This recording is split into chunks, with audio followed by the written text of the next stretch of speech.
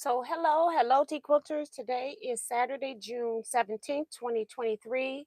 It is 8 p.m. Central Standard Time, where we're here with our live 2 hour sew and chat, where we're going to be continuing to work on these friendship chisels blocks that I am making with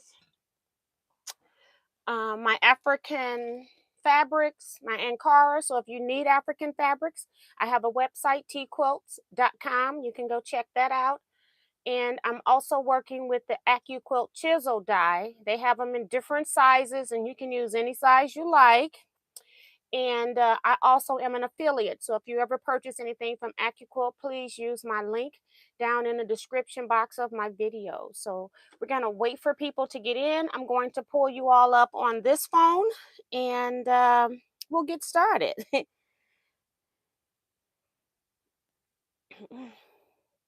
Got a reminder about the sewing chat.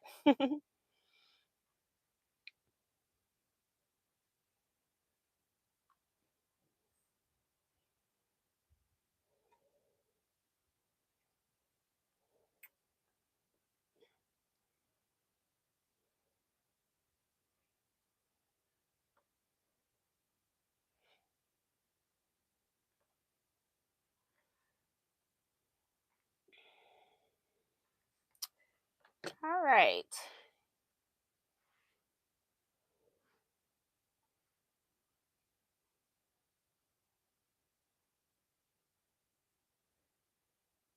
Just waiting for my ads to play through. There we go. All right.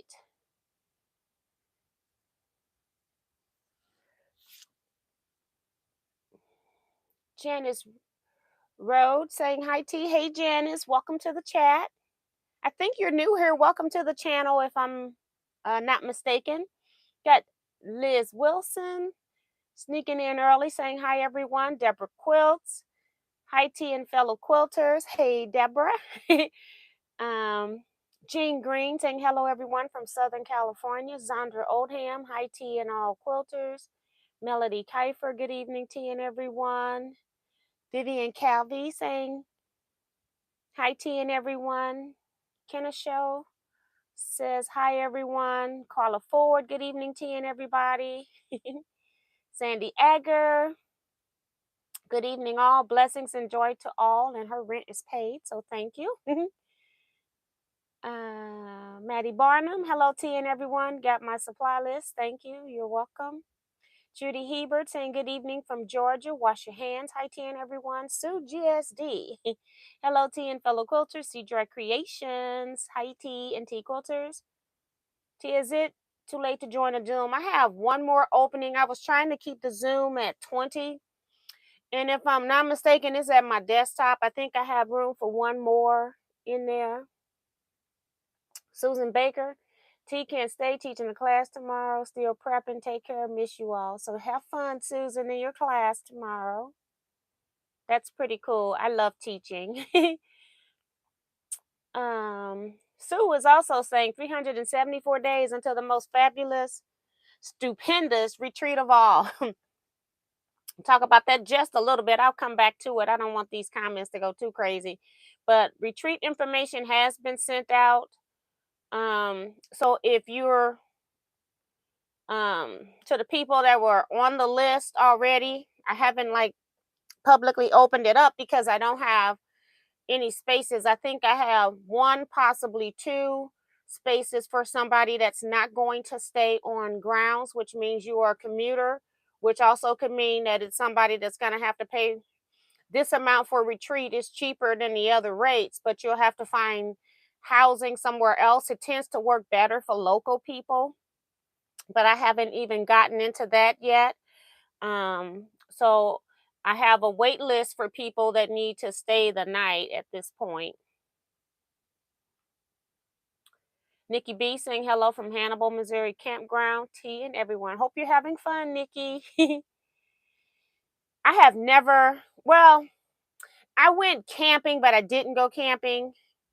I've gone to like day things where I've like done canoeing on the Merrimack River. And then I've done camping with the Girl Scouts where we did it more like in local area, but in wooded local areas. But I didn't stay the night. I have never stayed out night outside in a campground. Outside. I've been in campground where we have stayed inside, but I have never officially camped. And I have no desire to do so, I think. But now you've got different levels of camping, which has come about due to nomads, making videos and showing you different ways that you can actually um, go see things. So I do like that concept though.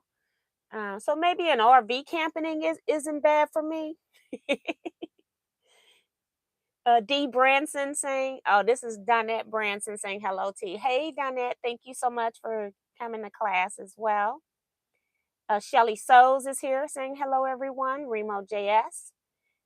Good evening, Miss T and Quilters. Thumbs up and subscribe. Show your support. And you won't be disappointed. Educator.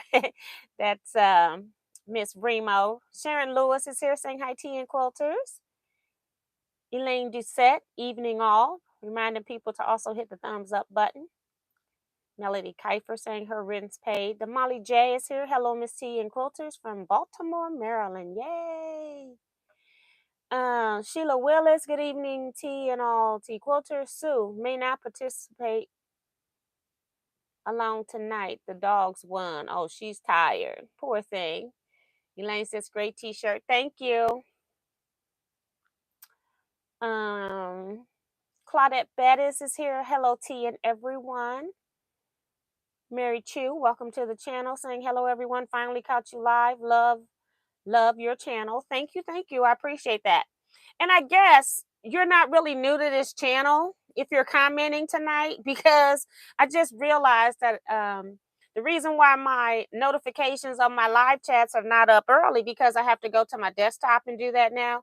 I finally see on, I used to couldn't find out where I could monitor my comments to keep um, spammers from putting stuff in my comment section. I have to do that only from my desktop computer. It won't show up on my laptop, won't show up on my iPad, nor will it show up on my phone, which I use Android devices. So yeah, I figured out I have to do that on my desktop.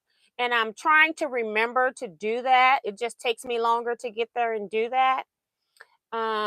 Because then we can be a little bit more relaxed in the chat. So, oh, that's not Mary Chu, that's May Chu. I'm sorry. Thank you for patience. I'm sure I'm always messing up somebody's name. And I am having sinus issues where I'm having slight headaches too. So I'm having difficulty with that. And I have taken medicine today. I try not to take my full spectrum of sinus meds that my doctor has prescribed on a daily basis because it makes me sleepy. I'm trying to function and do things, so I can't be sleepy. So I'm trying to just take the minimum of what I need, and when the air quality is bad, it changes. So I'm having issues with that. So when my head starts hurting, I start taking one more medicine at a time. So it's making me sleepy.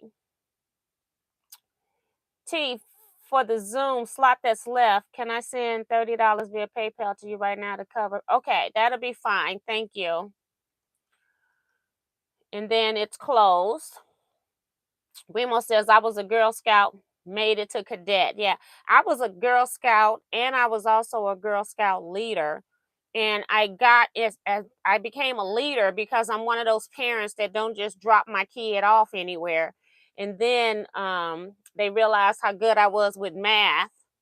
And so I was the cookie person. We sold over $15,000 worth of cookies every year. It was a lot of work, and the parents hardly ever want to help participate. And so I was having to use my car, my husband's car, and then I may have to borrow another family member's car so we could go pick all these cookies up from the on distribution day. But yeah, I actually enjoyed the Girl Scout thing though, but my daughter actually made it up to cadet as well. So love is here. saying hi, everyone. Evelyn Muhammad saying greetings, Miss T and all. It was a beautiful day today in New Jersey. I'm new to the chat. I'm looking forward to the Zoom project on 6/25/23. Yes. So thank you for doing that. I did see a couple of names that are people that I don't see on a regular basis. So it is bringing out some of the people that have just been in the background. So I do appreciate you guys coming forward um, during this time. I really don't like doing, well, I can't say what I don't like. I just can't fathom that I'm going to like doing Zoom classes, and that's because I'm such a hands-on instructor. I have people learn different ways. And so I have this thing about trying to make sure that everybody that's taking any class from me gets what they need from that class. You have visual learners who can just watch, look at pictures and don't have to read one word. And then you got those that like to read everything. You got those that like to see it already sewn up. And then you've got those that almost want you to do it for them. And so you have to handle all those different teaching styles a little different. That's why I was only limiting this one to 20 people at max. And we don't necessarily have an end time, but I'm guessing it's going to be a minimum of 4 hours at most. I have something to do at 7, so we're going from 1:30 Central Standard Time. So long as I get off 10 minutes to 7, I'm okay. I don't have to leave my house. I just got something else I got to do. Just take a quick break and then I can carry on. So there is no end time. I just want to make sure that everybody has all the steps done.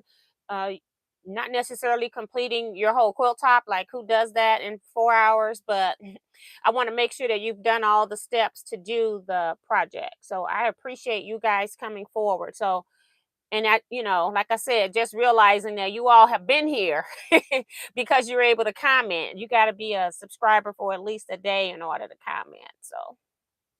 So love, I said, I think I said hers, but anyway, so love says hi everyone, just in case. Janice Miller's here. Good evening, Miss T and T Quilters. Jean Sutter. Hi, Miss T. Vanessa Brown. Hi, Miss T and T Quilters. Dolores Phelps. Hello, Miss T and all quilters. Mary F is here. Says no more spots in the Zoom class. No, just the last one.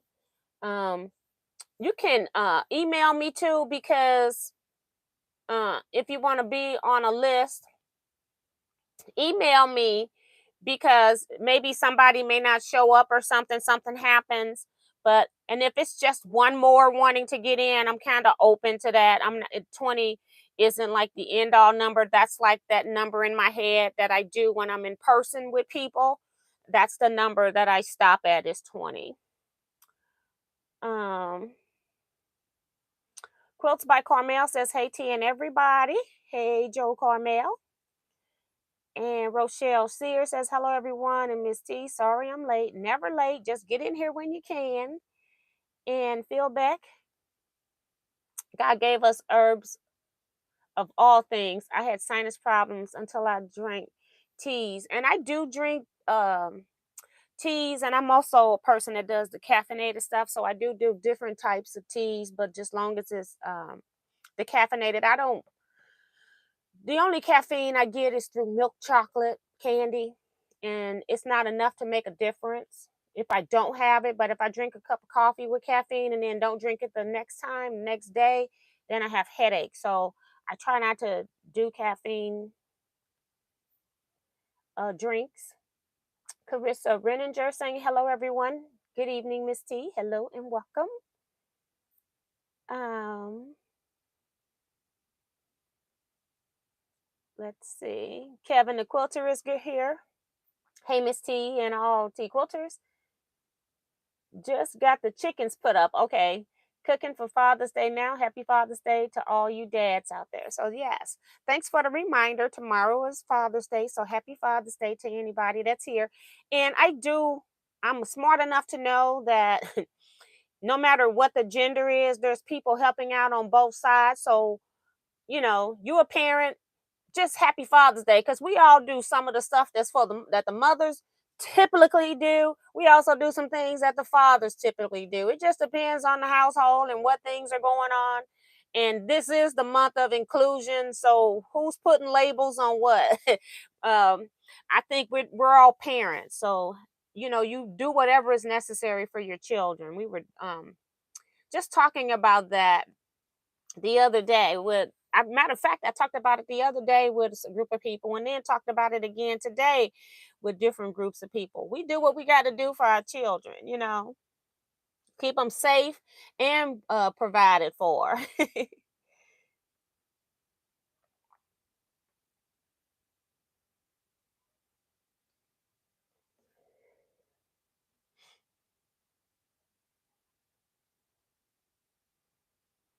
So I hope Carissa feels better. I don't know what's going on. I'm not going to go back up, but feel better, Carissa.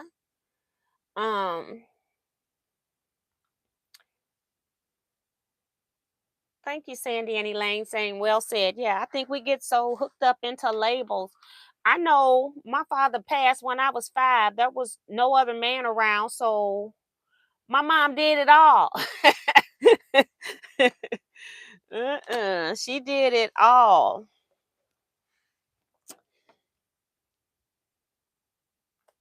Okay, I see where I know your name. Wash your hands. Saying she just sent payment for the Zoom. So yeah, and then when I get off of here, I always tell people to send me a reminder because y'all have short attention span. I have too much going on, and I'm in relax mode. When I was working, I could remember all of this stuff I was supposed to do days, weeks later. I'm not trying to do that anymore. I'm trying to chill. And so the things that I have to do, I got a lot of things that I have to do that are set, but I need reminders when I get out of here because not being funny, but that's not the most priority of things that I need to do when I get through with the Zoom chat. And I forget a lot of this stuff. I have to sometimes go back and watch my lives just so I can remember what it is that I said I was going to do sometimes. It's like I can't even remember. So I don't want to have to go back and watch the Zoom just to sign somebody up for class. It's a whole lot easier if you just send me a little tickler, which is an email, and then I have it there, and then I have your email where I can just send that information back out to you. So that tends to work better for me. And now that I know a lot of stuff goes into my junk folders on emails, I check my emails constantly throughout the day, both my inbox and my spam, unless there's something else going on in my life. Sometimes I don't have the information to answer when I'm reading it. I might put a little star on it. Sometimes I remember to go back and check the stuff that starred, and sometimes I don't. So if you don't hear from me, it's okay to send it to me again. I won't be upset. If you don't hear from me, sometimes I'm contacting other people trying to get information. Like somebody was asking me about those alpaca mats. I have written that company a couple times. I haven't gotten any response back. So I don't know what's going on. So I'm not able to help anybody with that. So I thought maybe the easiest thing to do would be to buy a large order and then I can just sell them out, but I still haven't heard from them about that either. So I'm not going to tell you something that I don't know if the contact information is working. So I'm not ignoring people. If it's not working, I'm not gonna put you over there.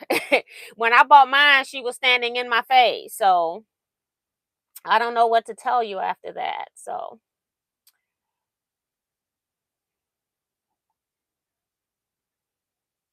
oh, Carissa, okay. I'm not gonna read all of that. People in the chat can read it, but it's Sunday, June 25th is the Zoom class for a trip around the scrap basket. It is 1:30 p.m. Central Standard Time. I will be sending you a link out pretty soon.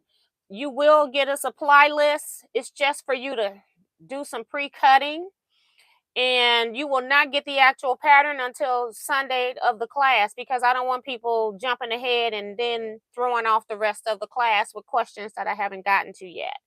And I'm sure that's still going to happen, but at least it'll be to a minimum, and then I'm going to ignore them anyway. So you're still going to have to wait a little bit. I teach a little bit different, just so you all know my teaching style.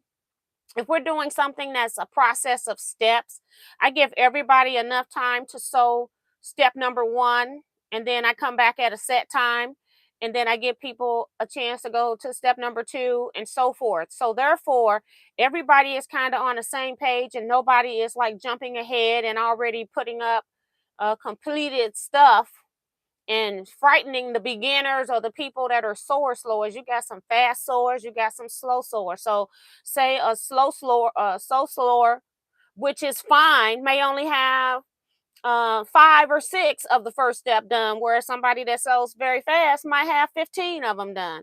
So it's no big deal on the what who got what done. The people that get done early or get more done, they want to take a break, they can go take a break and come back, and then we'll start on the next part at the time that I allocate. So that's kind of how I teach, so that I keep my class on the same schedule. And then, like the second half of class, people can kind of just go forth and do what they want, because I normally I'm teaching for 6 hours. People can normally go and do that. That's an in-person class is 6 hours. So I don't think it's going to be as long for this particular pattern. I'm estimating 4 hours. It could go a little bit longer, but that's okay too. So that's kind of my teaching style.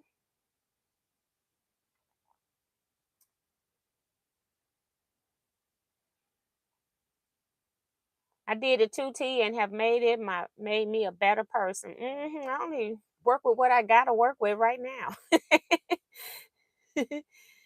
I know I missed several of you, so hey, you. Oh, that's Kevin saying hi to everybody. He's cutting grass. Oh my gosh. Mary says my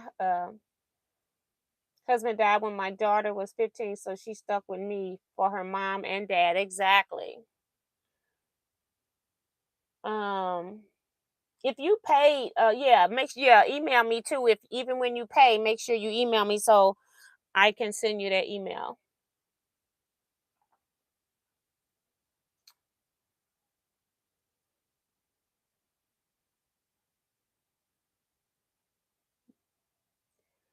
Did I miss the cutoff for it? T? Is she talking about the class? If you're talking about the Zoom class, just email me if you're interested in that. The class had a number point to fill. Diane McCarr is here saying good evening, all.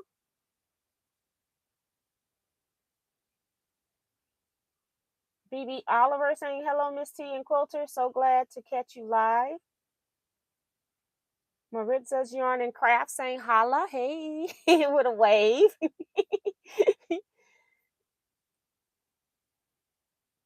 Yes, Carissa.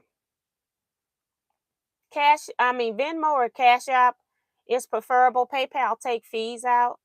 Hey, Tiffany of Tiffany's Quilting Live. She says, "Hi, T and friends." Miss T, are you selling the pattern after Zoom class? I'm trying. I'm not. Like I told you all, I don't do a whole lot with Zoom, so I've only scheduled a few Zoom classes, even though I've got the software. Um, I need to go in there and see how I can save the class. Or, when it's a little bit different on Zoom because you've got other people showing on Zoom. So I don't think I'm going to be saving the Zoom. I never answered those questions because I wasn't sure I was going to handle it. But now that I'm talking about it, I don't think I'm going to be saving that, because when you're in a Zoom, you got people showing their rooms and stuff like that. So I don't think that I'm going to be recording the Zoom. Pattern, I might make a pattern available later. I just don't have it set up right now. It's sort of kind of done for the people, but I haven't finalized it. So I have to, and then what they're getting is totally different than a setup pattern that I would be selling um, on my website. So I don't have that part set up yet. But eventually, yes, it will be a pattern. I'll set up a pattern for that.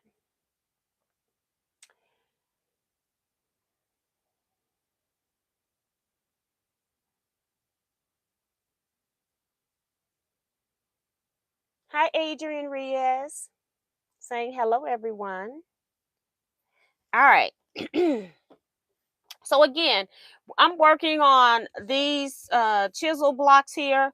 This is my third sewing session. I realized that I had miscounted last time, thought we had 7 blocks because I had one on here. I sewed 6 last week. I had sold 4 the first week, or I have 4 because I got 3 of them sitting over there on the wall, on the big design wall. So right now today we have 10 blocks. My pattern that I gave to my Teaquilt Scrap Quilting Club, I think was 20 blocks. Uh, any size you want. So I am just currently sitting here sewing these units together. So basically, again, I'm going to go through this whenever I'm doing sew alongs, stuff that's free, stuff I'm not charging for. I don't have a written pattern. It takes me too much time to go and do all of that. If you want a free pattern, you're going to have to get you a pencil, paper, and listen up. You can make these chisels any size you want. They just got to be uh twice as big as they are wide, twice as long as they are wide. So my chisels are finishing at 3x6.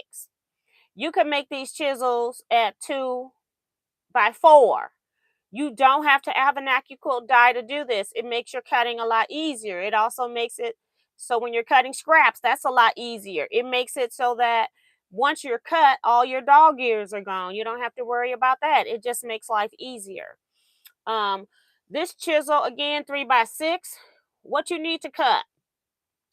I have my background fabric is the gray. On the background, for every block I'm making, you're going to need 4 rectangles that are 3 1/2 by 6 1/2. Also, from your background, you're going to need, if you are rotary cutting, 4 squares that are cut 3 1/2, because you're going to be doing snowball corners. That's what this is. If this was a full rectangle in this print, I sewed a snowball corner by sewing diagonally from corner to corner. And then when I flip that up, this is what you would have. You don't have to have an Accuquilt die to make the chisel shape. Okay, so that's your background. Then I use my accent fabric of black.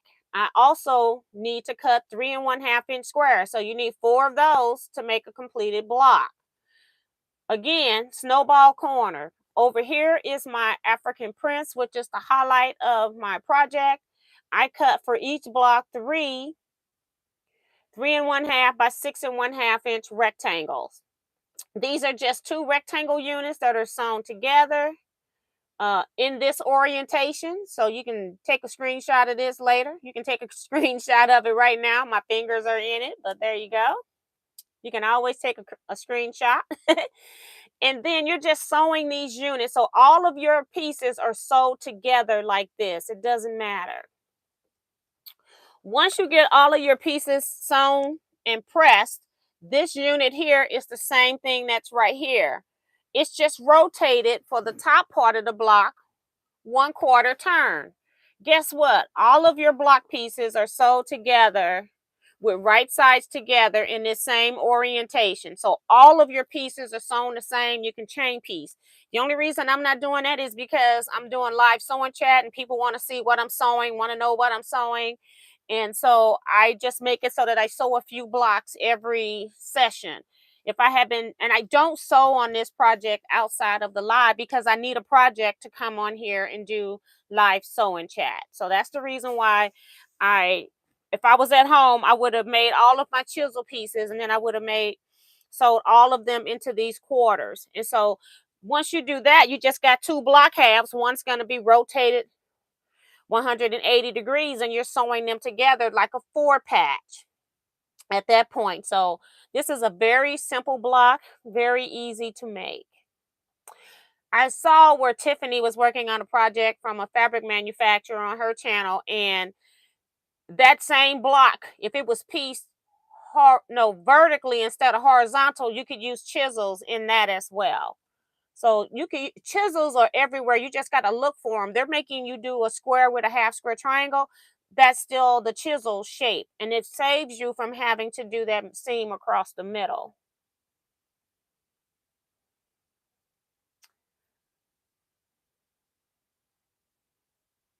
So that's what we're sewing today. Okay, Carissa, I see you said you sent an email.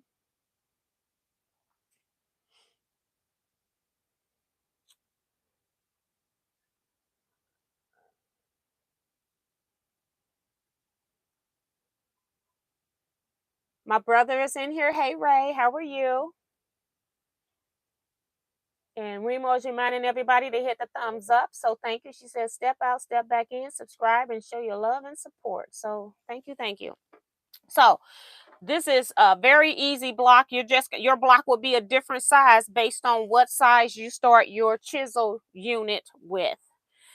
So I'm just going to, I don't have as many of these as I do prints sewed up. So right now we're just going to sew what we can. Again, we got 10 blocks made right now. I don't know how big I want this, but I got more than 20 blocks cut. I still got pieces in here, and I got more of that gray fabric because I had cut all the gray that I had. I still got some gray pieces in here too, and I've got let's see, more pieces. I got lots of pieces in here, so I just sewed some of this stuff so that I could. I have papers all in here. This was from me taking it to retreat.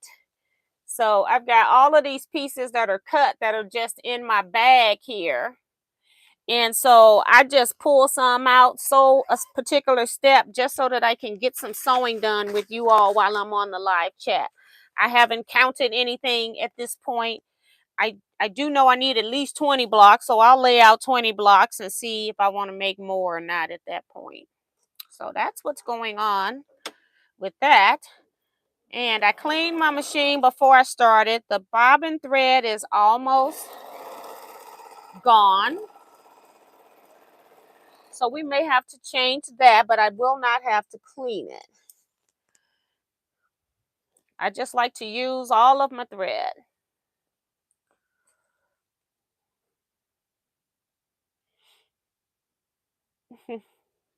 Thank you, Mary. Joe Cormel says great with the thumbs up, meaning she's got the lesson on the chisels block. Friendship chisels is what I'm calling it. And I have not created this because chisels, there's like so many people that have Accuquilt dies. I'm not saying anybody with Accuquilt dies created this, but I just go out and I just look at quilt blocks. I don't know if you all know how to do searches. If you're looking for a particular unit you want to use, say quilts with half square triangles, just to put in half square triangle quilts and then put that search in your Google, and then Google has tabs at the top and you can just say images, and all I do is just go and look at the images and then I just go from there. I don't look at where it come from, patterns, if it's a for fee pattern or if it's a free pattern, I don't care, and then I just name it something I want to name it, because the block itself probably isn't copyright. It's the instructions and how it's written that are copyright for the most part. So that's kind of what I do, because I'm finding nothing is new under the sun. Everything is it has been used before, just updated fabrics and updated techniques on how to make it.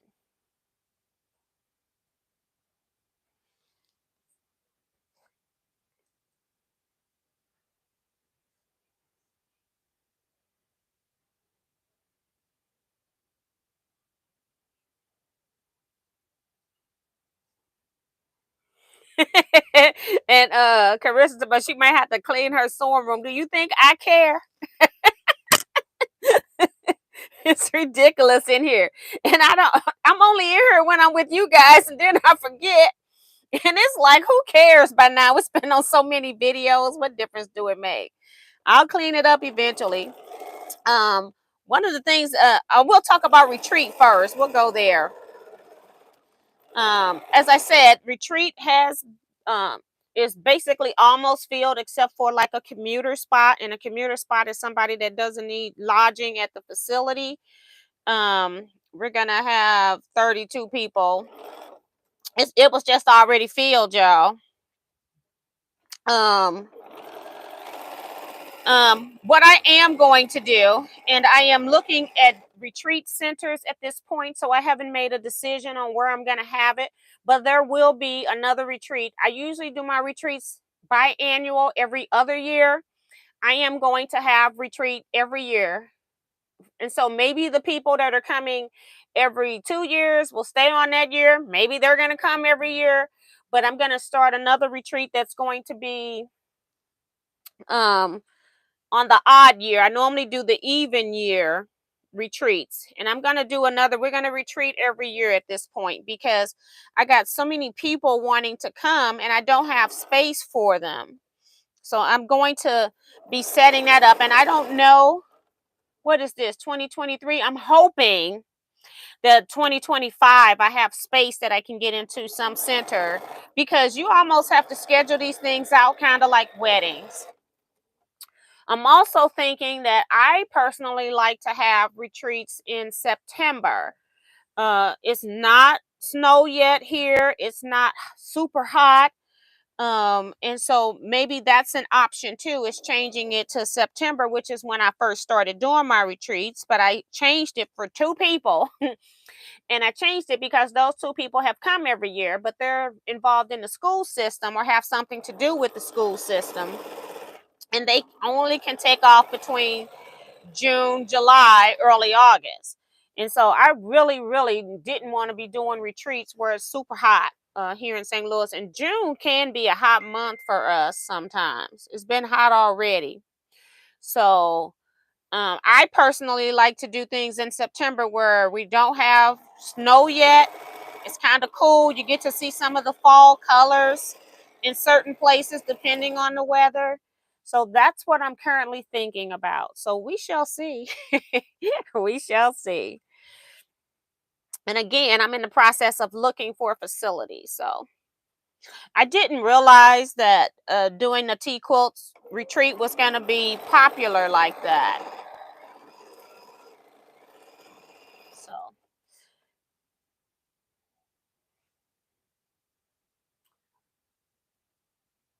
Hey, Janet Mackerel, say good evening, TNT Quilters. Carissa says she's been paper piecing and just thrown all kinds of fabric everywhere. That's too funny. Paper piecing is a messy thing. Nancy Bodinger says, what die in the cubes is the chisel? Just look up Accuquilt chisel die. It should pull up everything that it has, because it's in some of your, they've changed the cubes over the years where it come with some systems and other ones it doesn't. So you might want to try the 8-inch cube, see if the chisel is in it. I have no idea at this time. Okay. I got a couple pins in some dies here because, I mean, some of my pieces, because they were slightly short. And so I'm just making sure that I line them up. So I know how to do the fudge factor. You'll never know. I was running out of little fabric scrap and it was just a little bit off. So when I sew those first 2 pieces together, I just make sure they line up right. Those are my 2. I put pins in them whenever I'm cutting and something's a little bit off.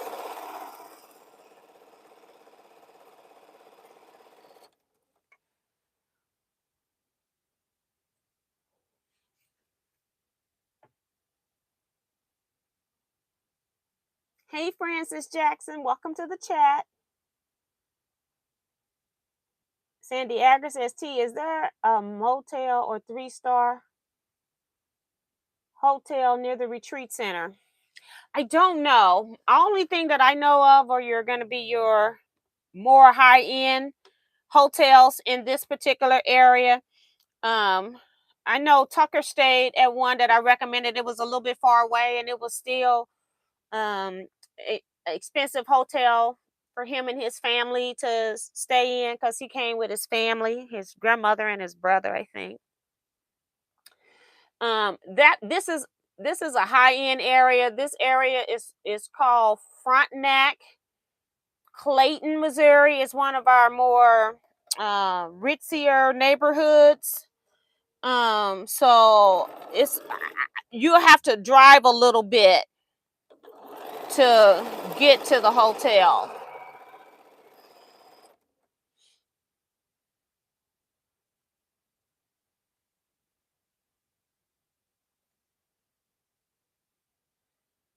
Mini doulas here. Hello, tea and quilters. I'm driving, so I'm going to go back to see what you were sewing. Yeah, I did a full review of it just a few minutes ago. Yolanda Hale here. Hello, T. Had to stop watching. So yeah, I can't buy. Laughing out loud. Oh Lord. That one I still haven't figured out yet. It's like how much money these people got. Goodness gracious. They on there about 2 or 3 times a week, and they got hundreds of people in there. It's like, oh my goodness. It's good for them though. It's good for them. I just want to know how much money y'all got. Deborah Sims Brown says, good evening, T and everyone. Hey, welcome to the chat. So let's see, what else was I talking about? Retreat for this year.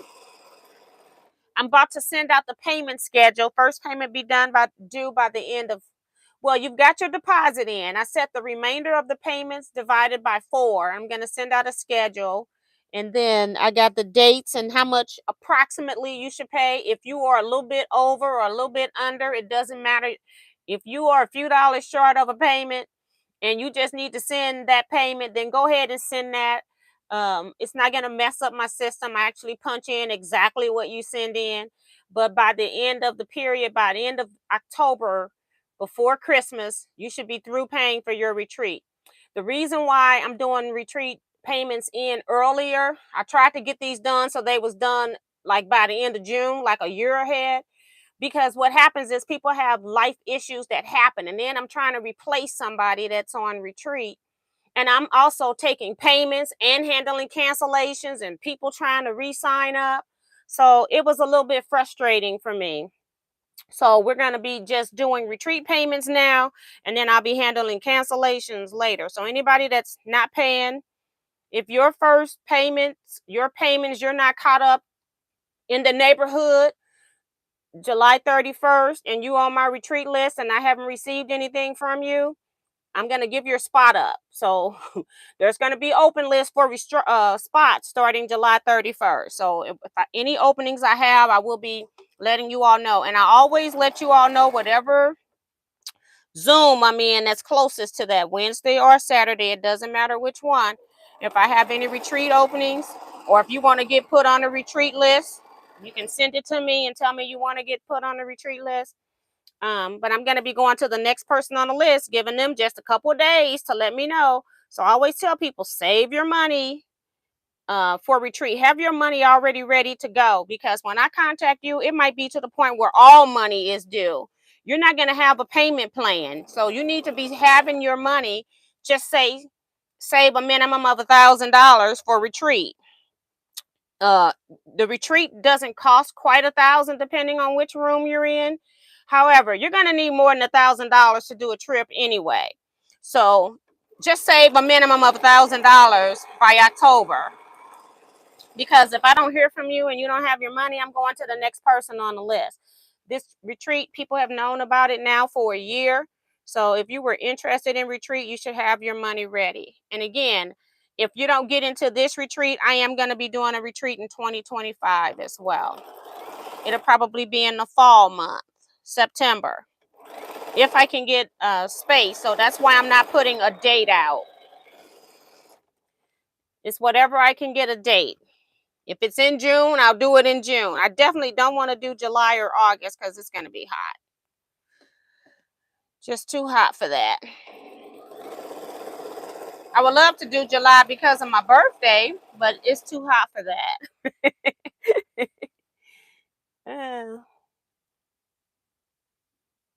Miss Topaz is here. Good evening, T and T Quilters. Just getting settled in after a day of wine tasting. Now that sounds fun. I don't like dry wine, so I don't know if I would ever like a wine tasting, but I think I am going to go to one just to see.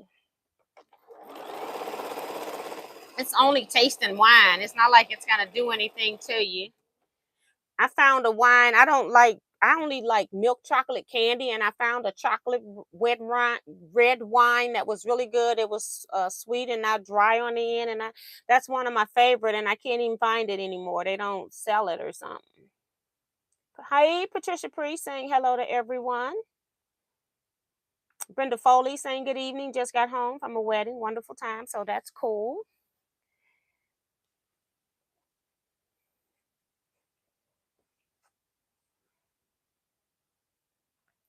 Mary Ziegler says, Yahoo, I remembered. Can I come on the retreat? Um, you could. You could stay with your brother. Because I don't have a room, but it's on that side of town by your brother almost. It's in Frontenac. It's close to Lindbergh and Highway 40. You could.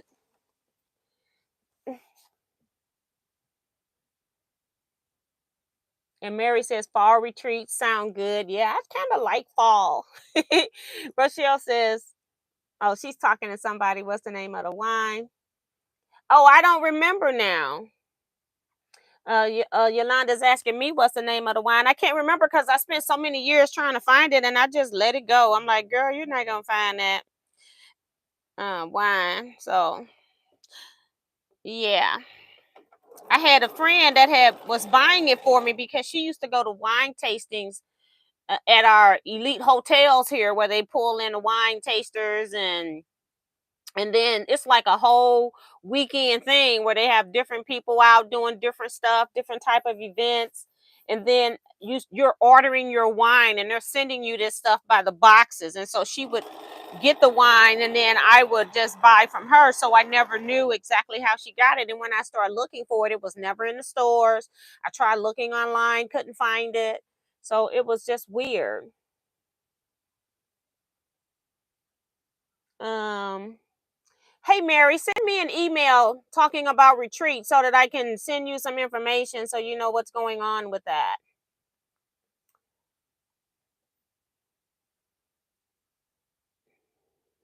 I thought I said Clayton and Lindbergh, Betsy. If I said something else, I'm sorry. It's in Frontenac, but it's close to people that know this area, which my friend, that's my friend Mary that I went to the Modern Guild quilt show in Atlanta. She was my host and she lives in Atlanta area. So she knows that area. She grew up here. Jean Green says we have beautiful wineries here in Temecula, California. So many people do the tour packages. Yeah. And we do have some great wineries here. When I was doing the shop hop, I don't tend to ride in the back roads a whole lot. I always make sure when I'm going to do quilt lectures, because they pull me into some of these back roads, I make sure that I always have a very dependable car because I don't want to have to be stopping to ask anybody to help. Okay. So I'm done with all of these pieces. So I'm going to just sit these up here so I don't knock them around. So I don't really go into Missouri country a lot, especially because I'm mostly by myself. But doing that shop hop, it is, and it was in the fall. It was September, October that our statewide shop hop is. Oh, it was so beautiful on the back roads during the fall, especially early October. It was just gorgeous out there. And oh Lord, I had to wonder who made some of these roads out here, because honey, they were like hills, honey. The hill was so high you couldn't even see the next hill until you got over the other hill. It was the craziest thing I ever seen. But I had a good driving experience. I enjoyed the shop hop, and I hadn't been in the country in a long, long, long time. It's pre-COVID, because I used to do a lot of teaching that would pull me out into these backcountry roads. But Missouri got some pretty roads. That's all I can say. They can be dangerous. That's why a lot like Highway 44, to me, in my opinion, is our prettiest highway as far as if you like landscaping. It's really pretty.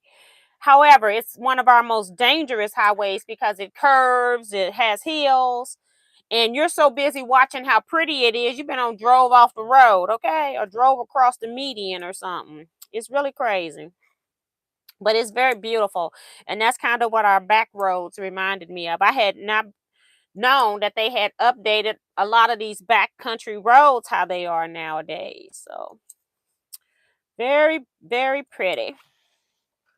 Let me get this iron turned on.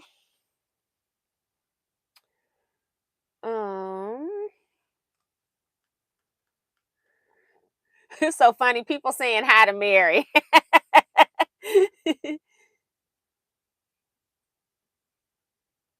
Well, you wearing a microphone, and I love the shirt. Yes, I am wearing a microphone. That's from Mary.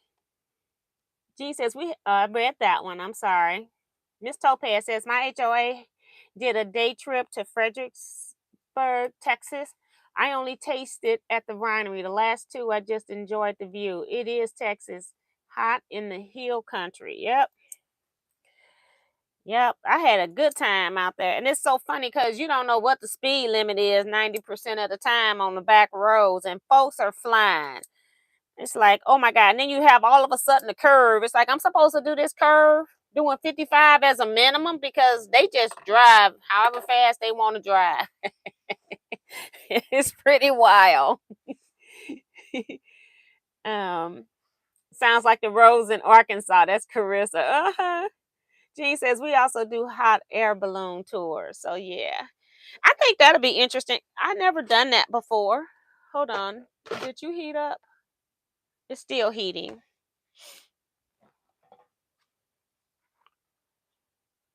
Bonita Nan says, hey, Miss T and everyone, was talking to my cousins, but I'm here now. Welcome to the chat, Miss Bonita. Thinking of you. Miss Bonita is so nice. When this came in, this came in, I'm gonna just guess and say a couple weeks ago, maybe. And I'm expecting mail from something else that I'm involved in. So I just took it and put it aside with the something else. And then I was going through sorting out optional blocks because I put everything in one folder, but I put this stuff in the back and this stuff in the front. So then I went and did a full sort yesterday. And Miss Benita had sent me a card that kind of surprised me. So I've been holding it here waiting for her to say hi in this chat. Not ignoring you. You are really so thoughtful. And she's so patient because she's still wanting to surprise me. So she hasn't said a word. I had no idea that this was something else that had nothing to do with either of my two adventures that I'm currently in. But she put this card in here. It says, thinking of you. And it has a pull tab here that this comes out. So I'll just leave that. But then the card itself has a little pop-up. And it says, sending you sunshine, pull for note. And they've got the arrow here for me to pull for the note. But that is so cute. And look at let me show you the inside of this. Isn't that just pretty? And it looked like it came from a company called Love Pop out of Texas. So I don't know how she did this. Y'all got to get the details from her, but this is really, really cute.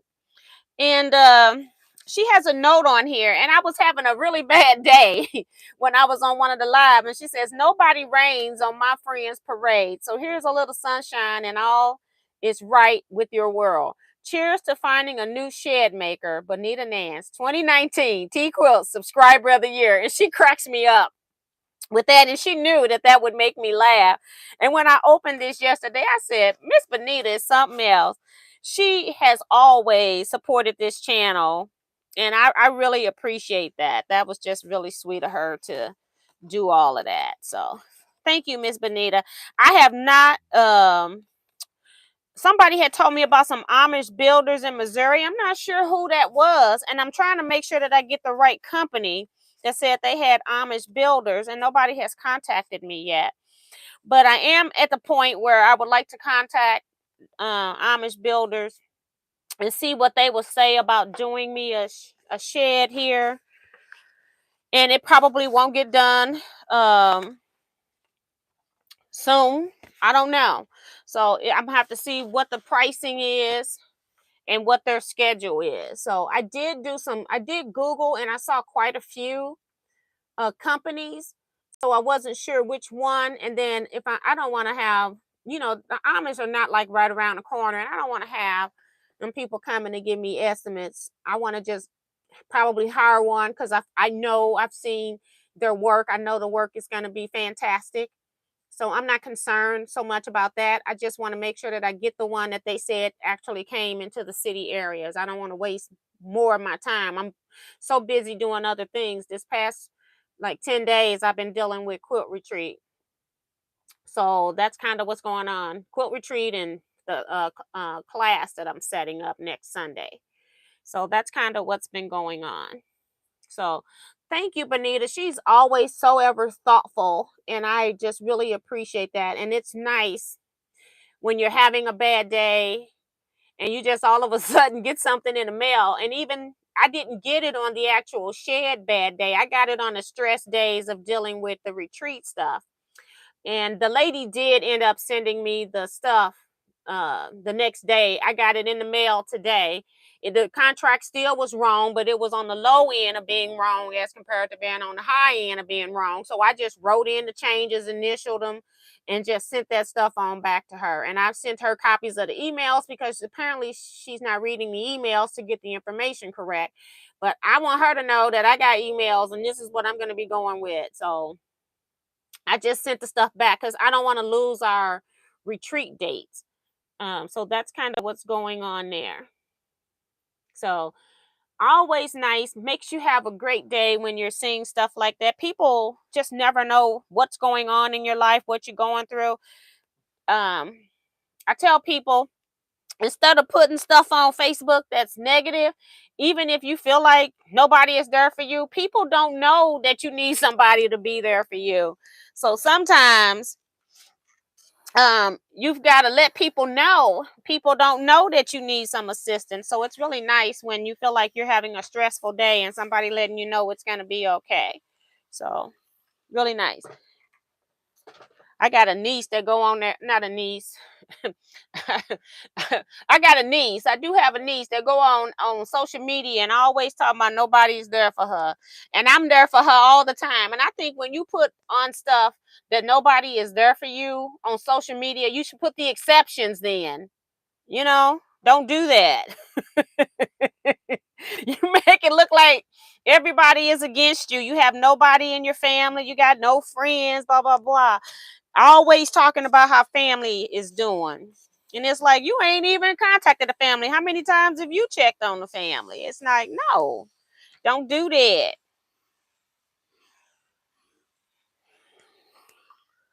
So I'm just pressing my seams open just because it's something I do. You don't necessarily have to do this part.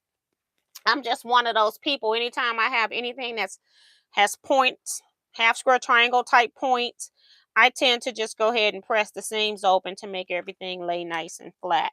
And then I'm pressing with this little Panasonic iron. When I get all my blocks done, I will be pressing with my big heavy iron like a Rowenta or Oliso, which is what I use. And then that way I'll have my blocks nice and flat.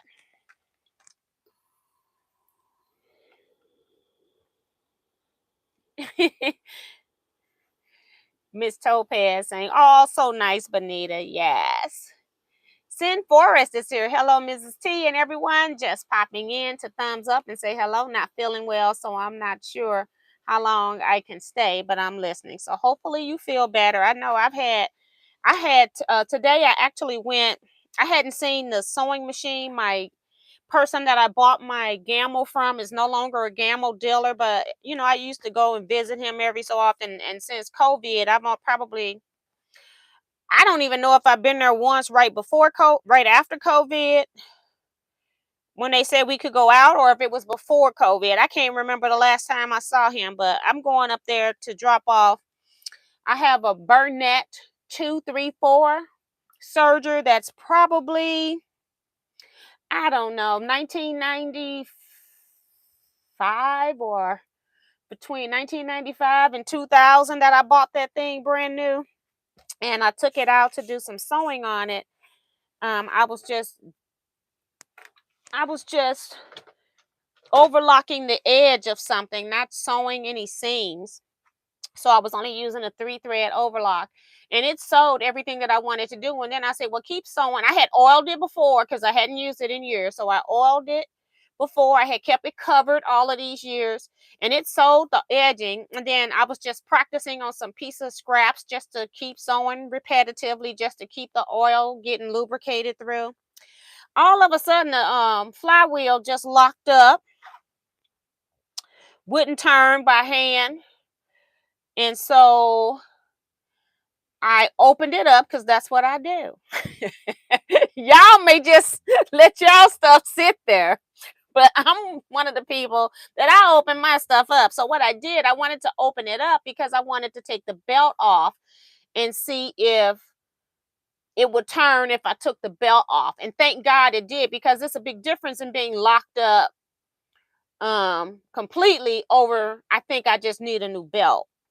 So I took the belt off, rotated the flywheels with all the parts off, it turned. So that's good. So nothing in my actual parts on the turning mechanism is bad. It's got to be from when I put it back together and the belt being installed. It's something there. But that's for the experts to decide. I went online, I started to go ahead and order a belt. And I said, you know what? This is why I have a sewing machine repair guy. I don't have to do this. And he's very reasonable with me. He knows, like I went in there today and I also needed a spool of thread. I ran out of parchment color. So I'm like, let me just get this thread, because I don't normally even order my thread from him. I order online and I order a whole lot of it at the same time. And I said, let me just get this one because I know I'm out. I don't want to buy something if I'm not sure I'm not out of it. And he was trying to give me a $16 plus tax, so say $20 spool of thread for free. And I haven't even spent any money with him in years. And I'm like, no, we're not doing that. So that's one of the reasons that I like him. And I do know that I'm going to get a fair repair price. So why am I going to do all of that if I've also given him customers? Like, I've had him come to my scrap quilting club where he has worked on cleanings on everybody's machines. And some people bought 2 and 3 machines to be done. So he appreciates that I help him out. And so then, and he's also helping us out at the same time. And then he does things for me for free. Like, he doesn't charge me to do my machines when they're just cleanings. And I'm like, I haven't even been in this man's or sent him any business in a long time. So I'm not going to let him just do totally free. He's got a business that I'm trying not to do. Like, he's got a building and he's got to pay rent for that place. And I'm like, no, you're going to use this money. And so he wouldn't take it. And I left it on his counter. I walked out and left it on his counter. I go, I'm not going to do it. Well, here, let me get you your change. No, I don't need any change. It's okay. It's just one spool of thread.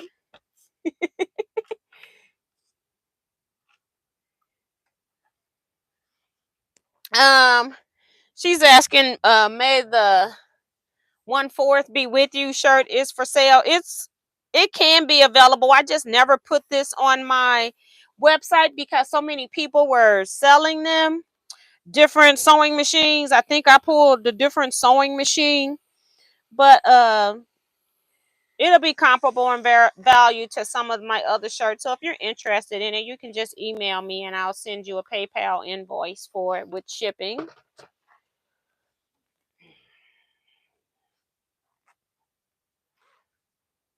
I don't have it on my website right now. I have to manually email invoice for that. Hey, Sparky Owl 43. Late again. Better late than never, Sparky. That's from Carissa. Did you get your long arm straightened out? Yes, good question. I did get my long arm straightened out, and I actually finished the quilt that was on there. And I do want to talk about that process too. Just because if you got a long arm or any quilting, it doesn't necessarily mean long arm. But I did get it straightened out. My husband was the driving force behind that. I asked him, I just have to, my husband moves a little bit slower. Oh, it has nothing to do with age. This is how it's always been. So when you have a partner, you know how your partner operates, and you try to have long suffering.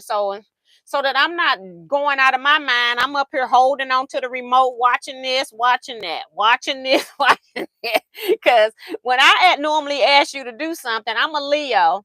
And I tend to mean like right away. You don't have to like do it like right this minute, but I would like it like for sure within the next hour. I'm not talking about next day, 2 days, a week.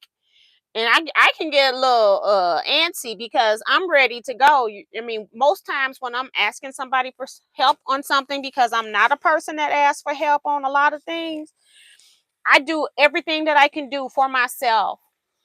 And then when I'm asking for help, it's out of my control. I need help. And so I'm one of those people. I'm okay. I know I can't expect people to like drop everything that they're doing, but I am expecting, especially when I feel like it's not that long. No, this is all in my head, okay? This has nothing to do. My husband, we're totally different people. I'm thinking, okay, like within an hour would be good for me. Well, my husband comes up and he's ready to work on a long arm right before I'm supposed to go to Quilt Guild meeting. It was hilarious. It's like, okay. But I was later getting there than I wanted to go. But I was like, I got to get my machine working. So it actually got fixed on Thursday. Um, Thursday evening.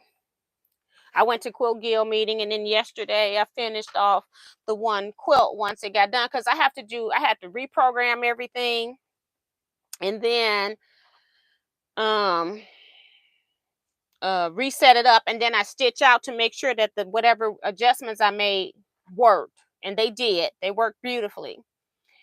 And then what I want to talk about with you guys is always a teaching moment in everything that I'm doing. um Whenever you're machine quilting something and you've got a lot of holes because you've taken out a lot of stitching, and you're trying to figure out, okay, I got all of these holes. Remember that most of our quilting fabrics are 100% cotton. That's the beauty of why we use 100% cotton fabric, is because if you wet it, the fibers will well back together. So I just took a spray bottle of water, left that quilt on my long arm. Once I quilted the whole thing, I went back to where the area where I had to rip. It's on my frame, so I don't have to worry about trying to hold it, hang it, or do anything. It's being supported by my quilt frame because it's still loaded. And I went and sprayed all the areas that I had to take stitching out of, and then I just take my hand, make sure your hand's clean, and then I just rub over those fibers of the wet fibers, and then I leave it to dry. Now you don't have to have it on a long arm, even if you're quilting on your home sewing machine. You just want to make sure you lay it out flat so whatever area you sprayed wet can dry. You don't want those colors to start running. So be careful with that, because normally when I wash my quilts, I just throw in a color catcher sheet when I'm washing. This was all mostly pastel colors. I knew nothing was going to run. There was no red, there was no navy, there was no hunter green. Those type of colors will tend to run if you wet them without a color catcher sheet. So I ended up doing that and got it. It's actually on there now. It's been dry because I haven't been here today to sew. So, but that quilt looks beautiful. You never know. I had to rip out stitches. I don't know what the back looks like, but from the front, which is the main thing, you can't see it because I haven't seen the back yet. But I'm about ready to take it off my frame now. But that's your trick for getting out any holes in your fabric that you put in there by accident and you're trying to get out. That's why we don't like polyester in our quilt fabric. If we have to rip something out, it's going to be a nightmare.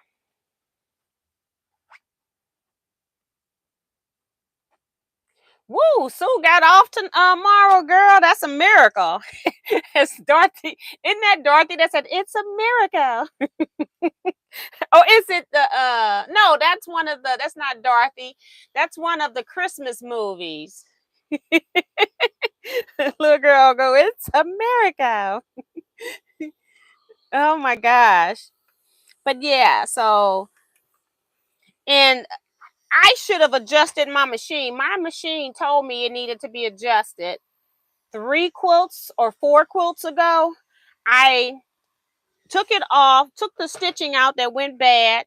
It wasn't that much. I reprogrammed it, everything stitched. So I thought, oh, it fixed itself. It's okay. Maybe I bumped into it. You know how you have those doubts of maybe you did something and you just don't remember, because I'm constantly looking like at my shoulder or my waist, and I got like a scratch healing, and I'm like, how did I get a scratch there? I don't remember scratching myself. I don't remember bumping into a wall, but yet I got something that's healing. So that's what's happening to me in my older years. My skin is uh not as forgiving as it used to be when I was younger.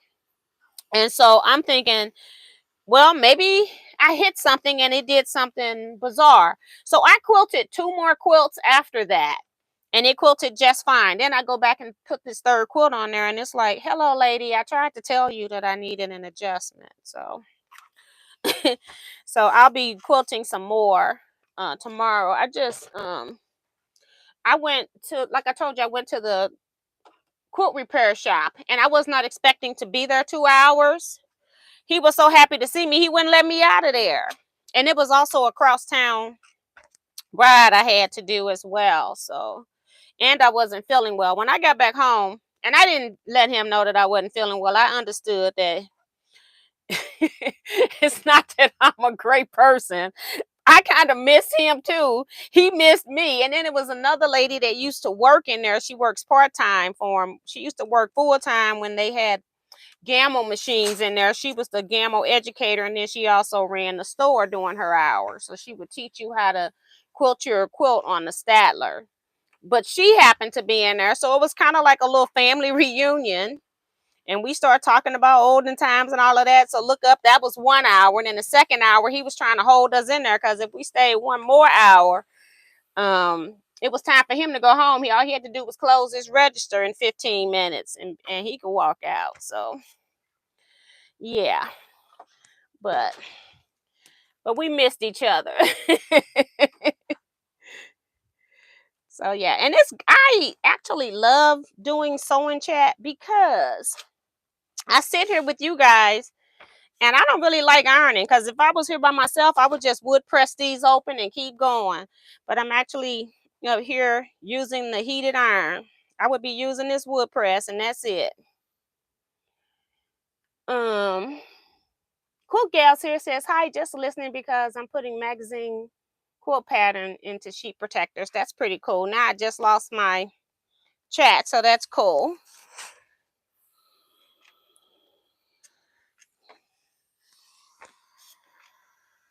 Like, are you not gonna come back? Like, just rude. I was trying to be patient.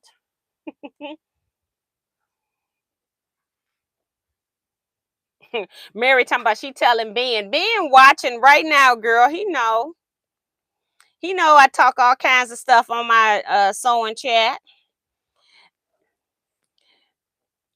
My husband actually retired as a machinist, but he's scared of working on my gamma because he doesn't want to ruin something that costs so much money, because that's not his area of expertise. But he will do it eventually. He just has to get his mind ready.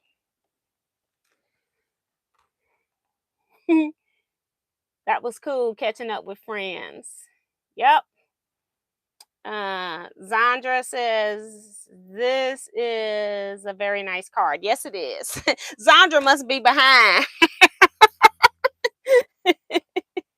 I know sometimes when I go in and out of chats, you come back in, you're going to be behind. If you put it on pause or you go out and come back, it's going to remember where you stopped watching. So sometimes you're behind the chat, so you have to look at the little red bar so you can get pulled up to date. But I do that sometimes. I'm like, what are they talking about? The chat don't match that. But yeah, I got 2 more of these to press. I don't know how many I have. And then I got one up here, so I got 2 more instead of 3 more because I got the one on the board. So, yes, yes, yes. Oops, I got a pleat in this thing. I don't know where that come from.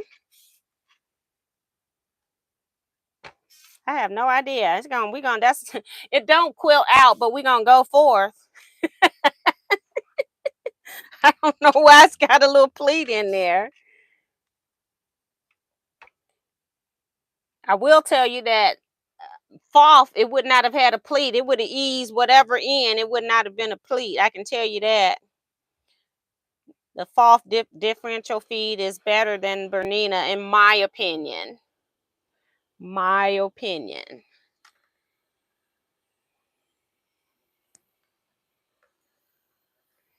Mary trying to tell Ben charge her big money, Ben. Nope. He don't charge. He don't charge his wife. He don't care if he never work another day. Oh, I had the first one I was doing demo on over there. I forgot all about you. Pull you in here.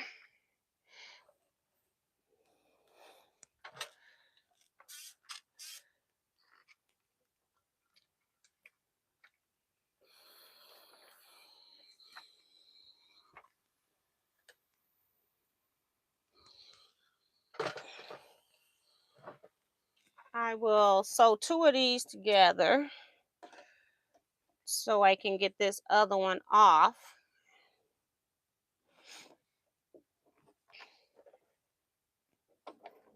I see my little bobbin low light is on now.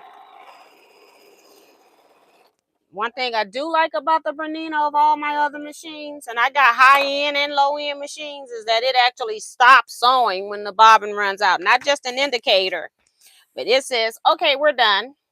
So there is no air sewing, okay? I love that. And I was talking to them at the shop about my Bernina record. I still need to find knee lift for that. I guess I'm gonna have to go on eBay and see if I can find one. But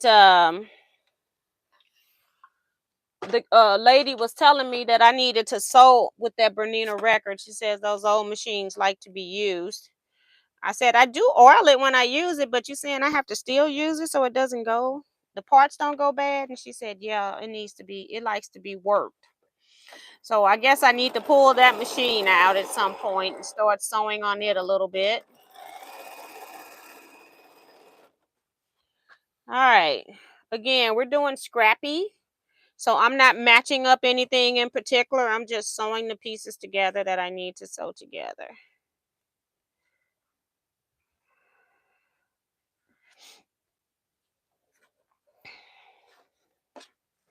I was just sewing in the wrong orientation. That won't work. I'm like, it looked funny. So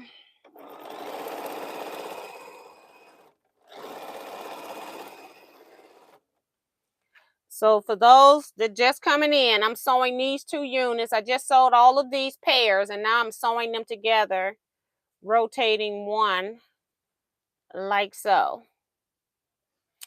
And I'm not going to worry about the fact that these 2 are both green. It's going to work out in the end. Long as it's not the same fabric, I don't care. It's scrappy. I don't worry about colors clashing. Whatever 2 I pick up or the 2 that get sewn. Good night, Vivian. Love my 40+ euro Foff with the differential feet. Right. Foff came out with that first. They got that locked down. That's all I can say.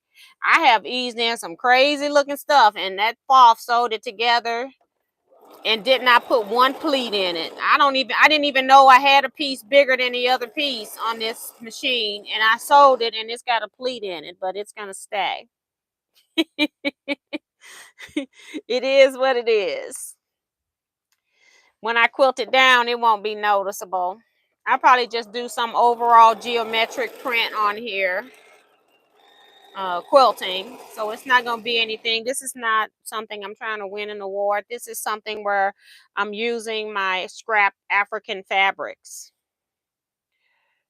making, I call these more, they're pretty quilts, but they're utilitarian quilts that can be used, that you don't mind using and washing. It's not a show quilt. Could be if I did custom quilting, but that's not the goal.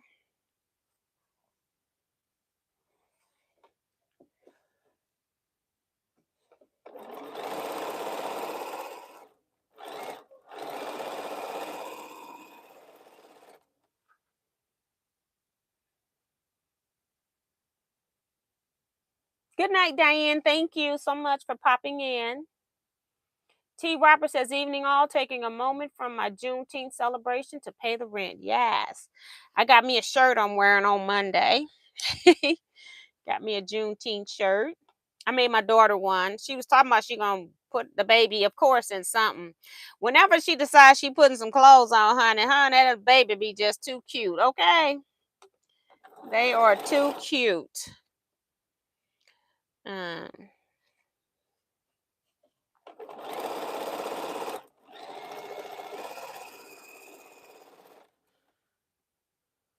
Jackie Jones is here, says, hello, all. Sorry I'm late, busy day. No problem. Come on in, have fun, chill out.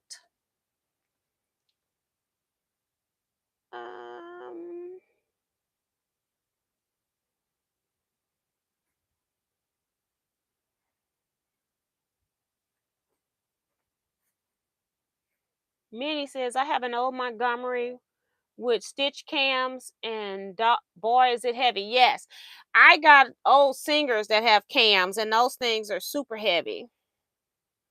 Super heavy. Sue got a lot of old machines. She's the old machine queen. Just ran out of bobbin thread here.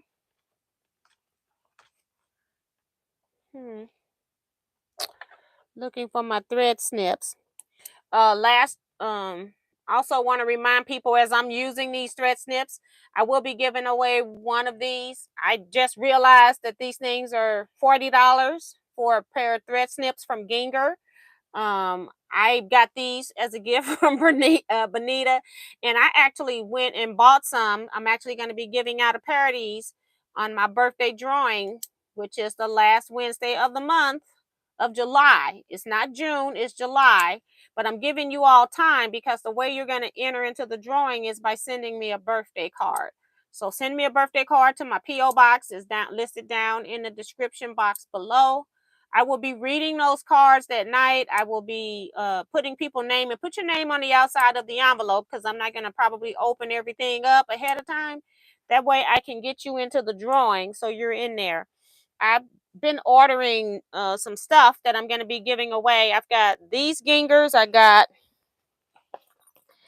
keep never putting back the other Gingers. I don't know what my problem is with those. Oh, it's right here. They've been hid the whole time. I got other stuff in here that's hiding it. I want to show you the other Gingers, because I didn't have them out of the I didn't want to take stuff out the package and make it look like it was used, because I do have 2 or 3 pair of these Ginger, and these are the ones that are light, and it has like a little cap. So when you get ready to put them up, you just squeeze and put the cap on. But both of these are Gingers. I think these were $28, $30, something like that. The other ones are $40. But I'm giving away, they won't go in the same price drawing. There's going to be multiple price drawings. One's going to go for the boho heart sew along. So make sure you have your project done by then, so you can get into the drawing for that. So I'll have boho heart drawing, as well as just Teaquilts in general. It's going to be numerous prizes. I've got stuff coming. I'm hoping not this Wednesday coming up, but the following Wednesday, because this Wednesday coming up, I'm going to be doing the optional block draw. Then the following Wednesday after that, I will be having a haul of some of the stuff that I've ordered. I've just ordered some stuff, because I ordered some grunge too. So I got that, and then I'm going to show you some of the stuff that I also got for, I'm trying to raise my presser foot. Some of the stuff that I got for the haul for the drawings as well. I got a haul, and then I also got some stuff that I'm going to be doing drawings with. So I'll be sharing all that information the following 10 days from now. Now, this I already cleaned, so I'm okay with that part. I don't have to clean it. I cleaned it right before we came live, and I knew I was going to have to change my thread, but I want to use it all up, right? Don't want to be changing it premature, but here's a full one. I always keep extra full wound bobbins until they run out, and then I wind like 10 again all at the same time, so I don't have to worry about winding bobbins all the time. I can go probably a month without winding bobbins, especially with these Bernina large bobbins cases. Right there. And I don't like this little plastic see-through thing. So I just take my machine apart and redo the bobbin. It's a lot quicker for me. And just put it back. All right.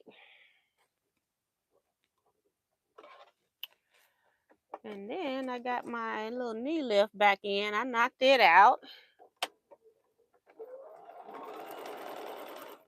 Start back sewing. So, yep.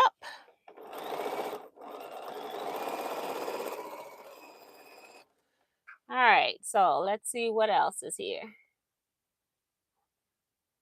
Thanks, Remo says loving the colors. Deborah says, my main machine has been down since I got back from retreat. I need to get the name and address of your repair guy. Okay. I can do that.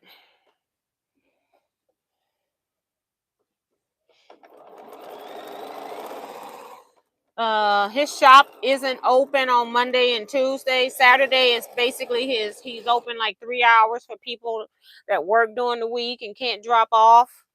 But he'll be back in there on Wednesday. But just let me know, text me something, and I can send you information.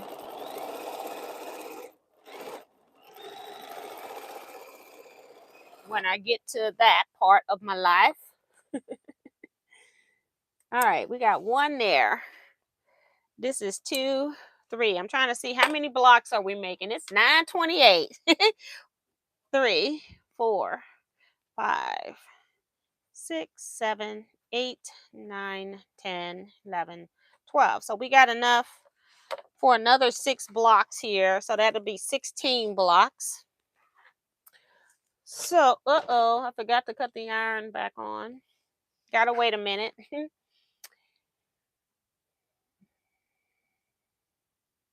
Celia Swain says, hello, T and everyone. I'm glad I caught the live. Hello, hello, and welcome back. Probably need to put these over here and open up over here. Love the colors too. I order some of your African fabric today. T, it's so gorgeous. Couldn't resist. I don't know. I got stuff on muted.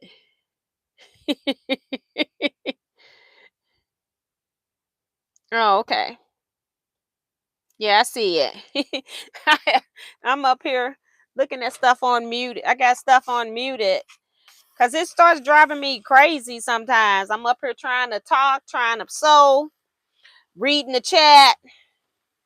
So it's too much. It's overstimulation.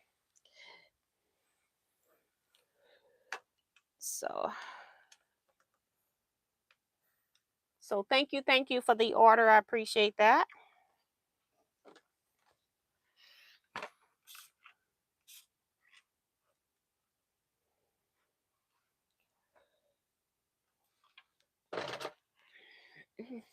Do I still have water? Yeah. I am a person that use water in my iron. I've had this iron since 2018, use water every single time. And I'm gonna tell you the truth, I don't always empty it out either.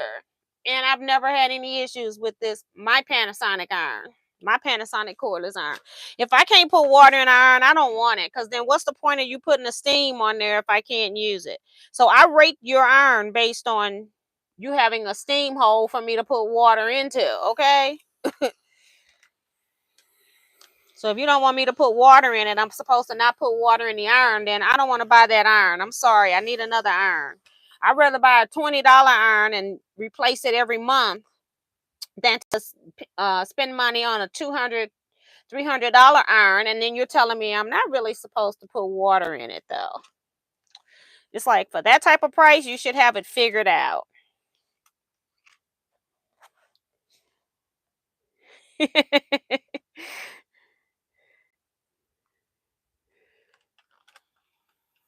And I have to tell Wash Your Hands that I do know who she is, but she doesn't use her name, so I don't want to call her name. It's too funny. It's like, I know who you are. So nobody can say, you can't like trick me and say, I'm Wash Your Hands. I want this, I want that. No, I know who Wash Your Hands is. She's told me in previous emails, so I really know who she is. I hate steam, but I do starch, and that's Wash Your Hands. I starch my block after I do all like these full blocks. That's when I starch. I starch before I cut, just a light starch, and then after I do the blocks, I starch again. I don't starch as I'm pressing.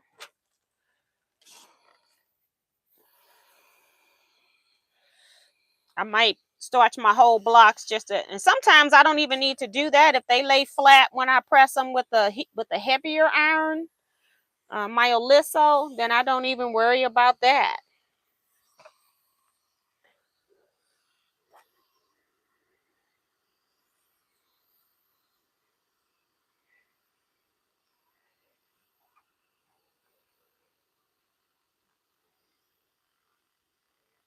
Totally love my Panasonic cordless. Like you, mine has water in it too. Zero problems. Color me grateful. Right. I don't have any problems. I don't have water spills. I mean, this is the bottom of my iron. I've been using water in here since 2018. I have not cleaned this iron. I don't know. I don't know what to tell you. I know it's a lot of people that hate this iron. I'm fully aware of that. But mines have been just awesome. You call me Teresa. I don't mind if you say my name. When people don't have their name in there, I just never say their name. But okay, it's good to know. Because I'm like, I know who she is. It's just, I don't want to say it. Because I've never seen her name in the chat. And she's been in. This one is so wrong. See? So the wrong side. That's a whole nother quilt block. See what I'm saying? Things you can do with a chisel. That's a whole nother quilt block right here. But for me, it requires a special tool. A seam ripper. I starch and then restarch. I can't remember. I can't see. I hate this heart thing. It's stupid. Then restarch and then blank each seam. I don't know what that is under the heart. It's so stupid that they got this heart sitting right here at the bottom where the new chat come in. Why couldn't it sit up in the top of the video or something? Then on each seam. Okay. Because I can't see under this red of the heart.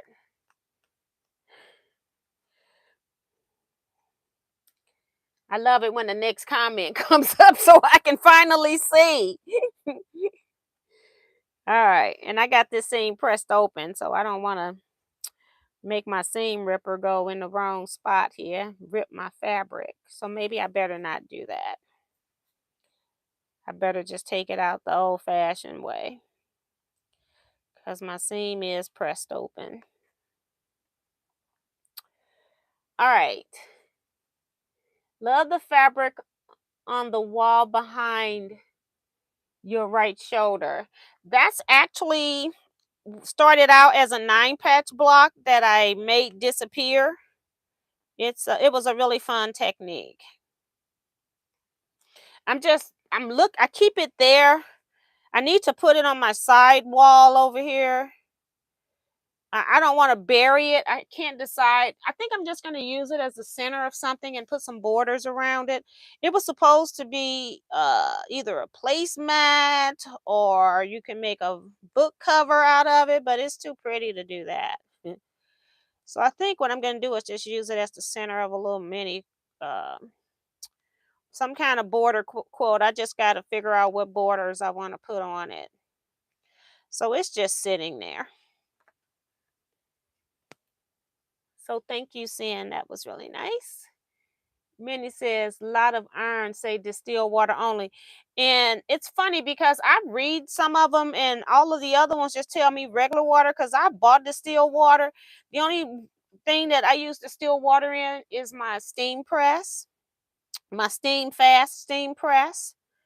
And I was using it a little bit here to show you all how to use it, but I'm like, I just prefer to use a small iron here, but I mostly use my steam press for when I'm doing t-shirt quilts. It's a lot faster for me to put the interfacing on the back than any other method out there. Use a steam press. It's already earned all this money in the time that I've saved over ironing regular interfacing. It has way earned its money, and it's something I don't even use every day. But I do sometimes will starch my blocks and press them with the steam press. Those, you talk about some flat stuff. That's it right there. But yeah, I'm just taking out these little threads here. Y'all know I don't like strings in my blocks. All right. So I got to redo this. I turned one the wrong way or done something. That's the problem with sewing and talking.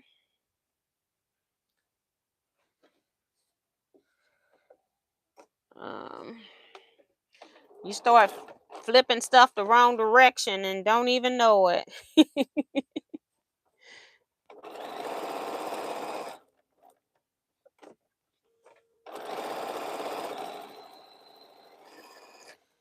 All right, close this up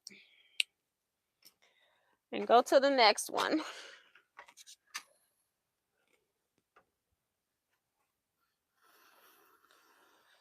Yeah, but that's the only iron that has ever told me distill water. Now, only it'll say if you've got hard water, which we don't have hard water here in Missouri.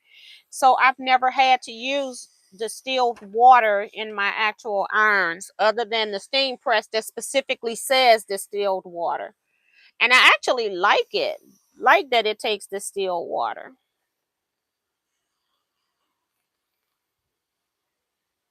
I wish all my irons said distilled water, but I'm scared I'll ruin them if I put it in there when it says not to, unless you absolutely have to. So since I don't have to, I don't do it.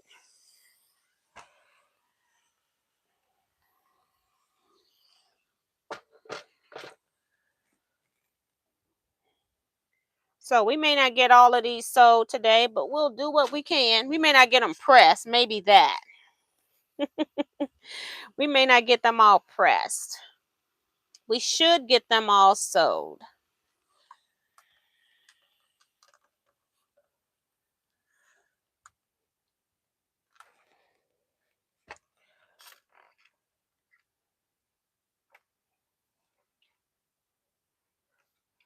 I'm going to put this one to the side just because the one before it is the same fabric, but a different colorway of the same fabric.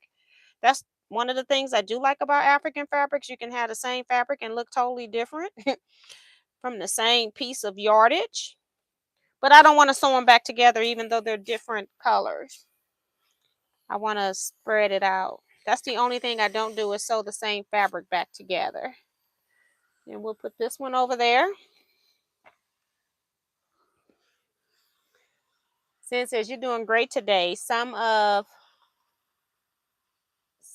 us, like myself, can't even chew gum and walk. Yeah.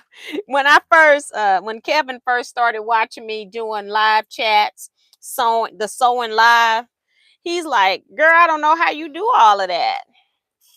And then you're responding to comments as well. So yeah, every once in a while I have to pull out the seam ripper, but it works great for the most part. Okay. So that's 2 up there. I can now put this one in. Something in between them. Do this one.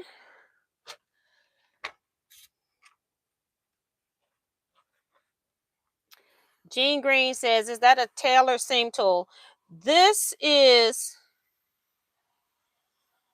not. It is a tailor seam tool, but it's made, you can actually use this to press your seams open, and or you can use it to press your seams to the side. There are times when, especially on quilt blocks, where you're pressing one particular seam and then you look up and the iron has hit your other seam that's crossing somewhere along the block. This prevents that. It's called the strip stick. I do sell these on my site, but I sell them in the 22-inch long. I think they're $14. And what it happens is the only thing that's getting pressed is what's on top of the board here. So you can see my hand and see the space in between. So it's only pressing that area and nothing else. And then your seams right here are pressed open. I gave these out one year as gifts, as some thank you gifts to people one year. I do various different ways of thanking my tea quilters. People that had placed orders, and then people had orders of different amounts. Based on your order amount on one of my sales a few years ago, I put strip sticks in some of those orders. If your order, like that was the last gift, was the strip stick. So you start out with getting a pen and a sticker or something like that. And then you look up, you might have LED light or something like that, or you might end up with the strip stick included, a little mini strip stick included in there. So it was one of those times where I gave them out as gifts.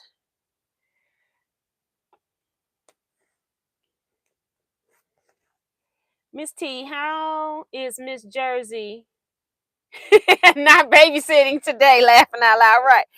Miss Jersey has been giving her mom the blues too, so it's nice to know.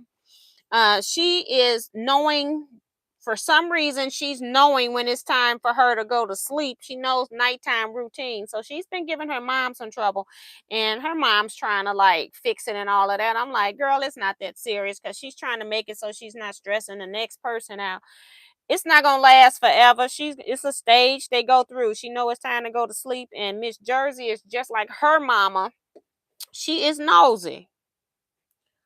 She is nosy. And when she knows she's supposed to be going to sleep, or know it's time to go to sleep, she just get cranky. But she's going to be just fine. I just want to make sure I don't have, the same fabric on this last one that's on my machine. And I just want to start sewing this one so I can press this other one. Just to get it pressed so I can pin it.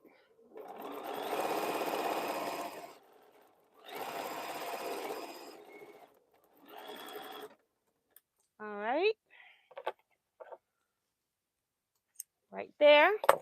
So it is funny, but she's the happiest little thing all day long, honey. When bedtime hit, like that real time for her to go to sleep, and she wear herself out so bad, that girl sleep to about 7, 8 o'clock in the morning. I just look at her sleeping when I have her. I said, you been up making all this ruckus, and now you knocked out. Like she don't had a hard day at a job somewhere. But she's doing she's just doing what babies do. The end of this month she'll be 6 months. So she's just going through the various stages. She is doing a little bit of teething, but she's learned how to soothe her gums and without giving her medication and stuff like that. So she's been doing really good with the teething. So she started this past week, she started sucking her thumb. And normally she have like a whole hand in her mouth because she's learning that she control all of these things that are moving on her body. She's looking at stuff and go, huh, what is that doing? And so she's learning that she's using all of that type of stuff. But this was the first week that she actually just had just the thumb in there with the hand up like this. I said, oh Lord, we ready to go now? She has realized it. Got the right position. She would have her whole hand stuffed in her mouth and then gagging. Okay. It's like, girl, you scaring everybody. Jean says, yes, I know what you mean. Oh, I need to get me one. Okay. And Jean says, I have to look on your site. Okay. Rochelle says, Miss T, do you like Accuquilt dyes better than cutting out your blocks? I personally do, especially scraps.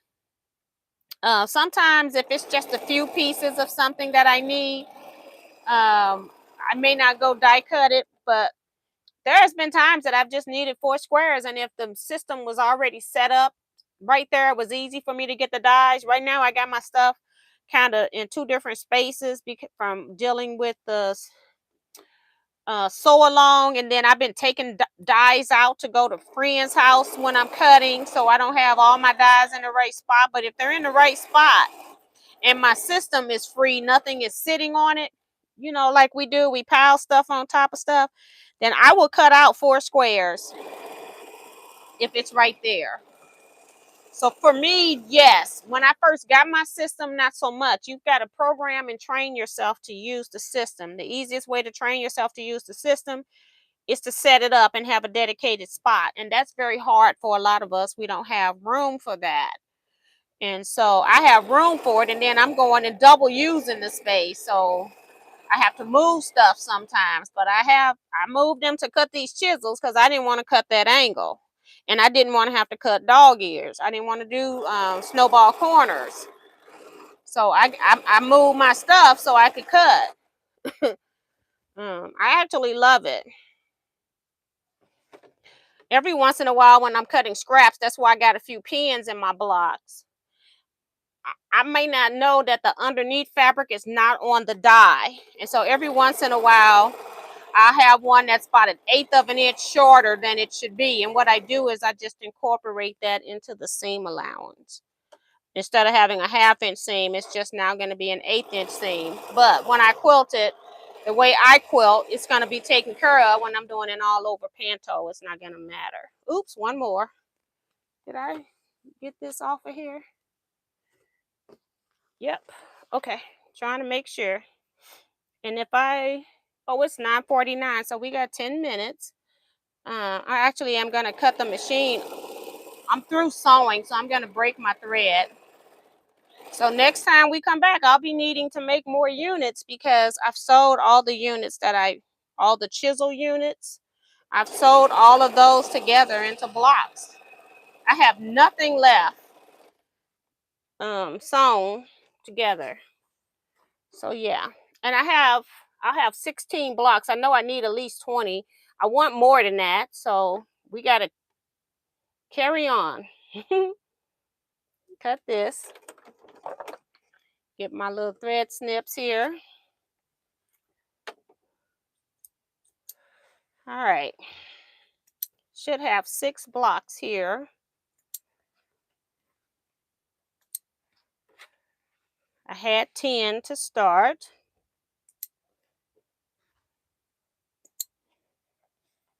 And I can put that up.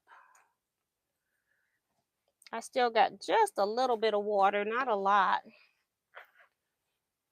Good night, May Chu. She says, good night, Miss T and everyone. Had fun. Thank you. Thank you for coming in here. We appreciate it. I'm going to press all of these blocks open. I'm not sure yet if I'm going to, I got 3 yards of fabric. We'll see. You know what? I ended up in one of the orders. I told you all that I ordered some. Going the wrong way.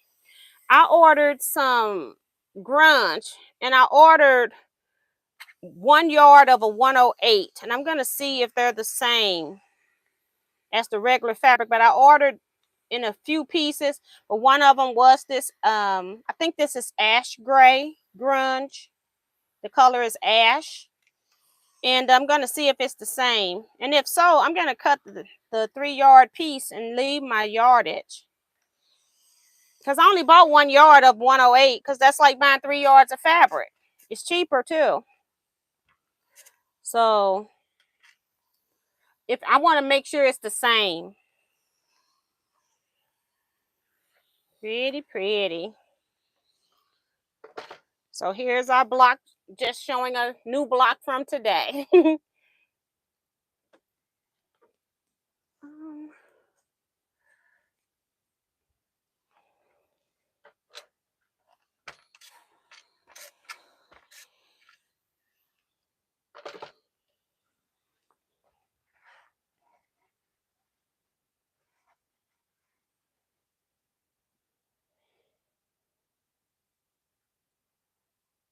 Minnie says, you have so many great things that I never heard of.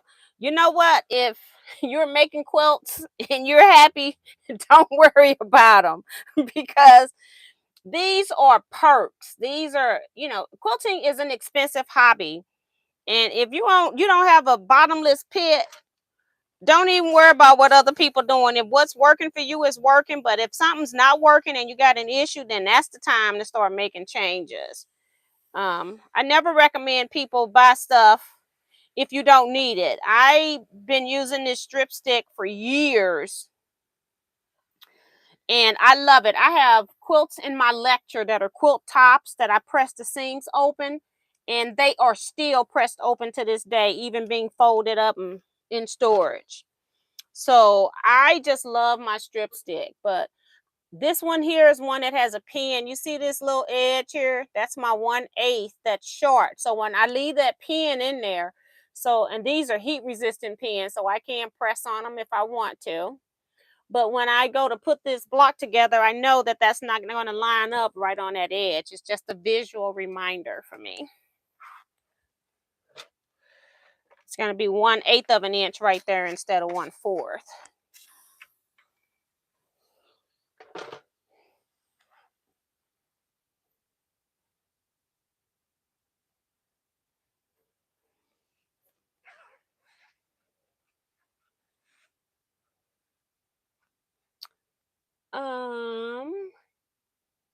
Jean says, have you had a problem with some of your pieces having a bold look? On my Accuquilt, I'm having that problem. Some of your pieces having a bold look. Not for me. I'm wondering if your fabric isn't laying flat on the die. Like when I press, before I cut on my Accuquilt, I always give a nice starch to the fabric before I die cut. And I think that makes a difference on the size that comes out for people.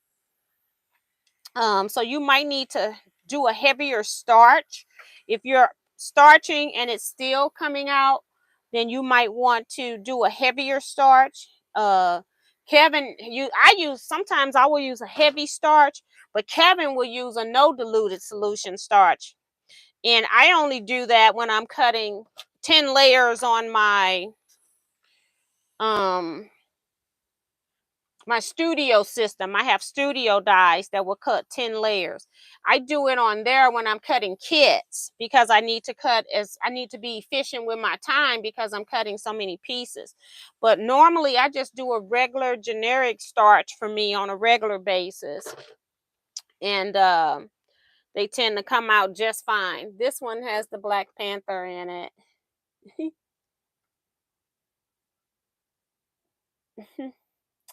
But yeah, that was one of the fabrics. It's not an African print, but I added it in there anyway. That's the only one.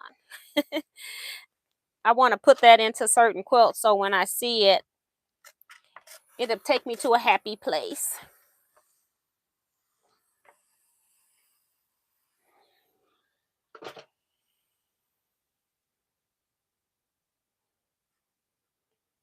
And she says the pieces aren't even on one edge. I think your fabric is moving or something, or it's not been pressed flat or something. Here's my block with the pleat in it that we're going to quilt in, or quilt out, shall we say, quilt out. It's going to be whatever ends up in this quilt. I don't care. This is more of a utilitarian quilt. It's going to be a quilt. I'm making this too because I'm having a lecture in August. I think it's August. And they wanted me to show, talk about African fabrics and stuff like that. So I'm just trying to make different projects too that I can take. So whatever I have done at that time is what I'll take. It doesn't have to be quilted, but I'm just trying to show people. A lot of people don't know what to do with these African prints. Basically, it's cut them and use them, but you got to show people. Like I told you, there's different ways, different learning styles. Here's the one. I don't know why this pleat came in here. But it's gonna stay right there. I'm not ripping it out. I don't know why that happens. The machine just stitched that on in for me. My seam allowance is back there, so I don't know what's up with that. But I'm okay with that. When the whole quilt's done, you're not gonna be able to find it.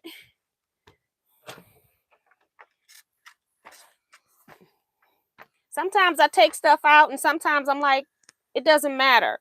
I'm not gonna put this in any type of a show. Most people that are gonna see this ain't gonna even see that one spot.